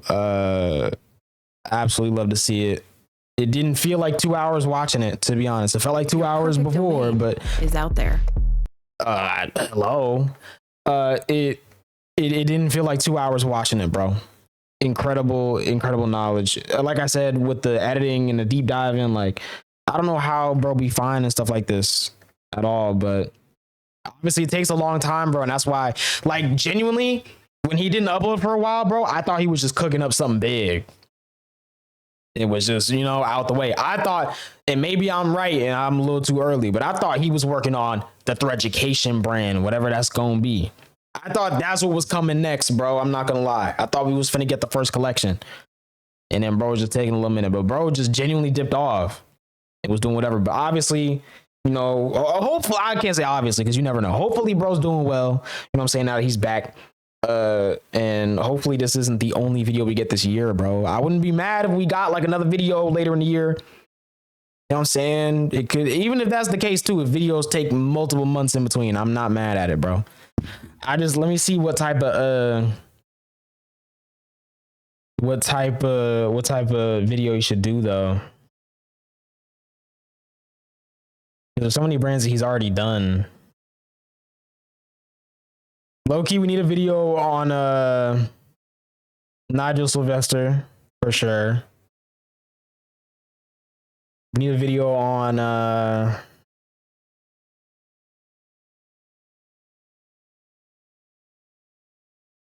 don't even know. Bro. There's so many though. So many. I was talking about wrestling a lot too, because I feel like in between the last Threaducation video and this one, I've become like a huge wrestling fan. And one of the things that originally got me to pay attention to wrestling was the fashion, bro. It was like the wrestling gear, walkout gear, just like the regular, you know, the regular fits and stuff wrestlers be having on sometimes. I wouldn't be mad at like a video on the kind of thread, if you will, between wrestling and fashion, bro. If we talk about Rey Mysterio alone, his influence alone on fashion is crazy. But then you think about like Ric Flair, bruh, Shawn Michaels, Bret Hart. Like there's so many fashion icons in wrestling. It's insane. There's so many things that came from wrestling that probably made it out into regular fashion that most people don't even realize came from wrestling. You know, I feel like that could be interesting. Either way though, major W video, W Threaducation, W bonus video. It's like super late at night if you're watching this right when it comes out, but hey, bro, I had to do it, man.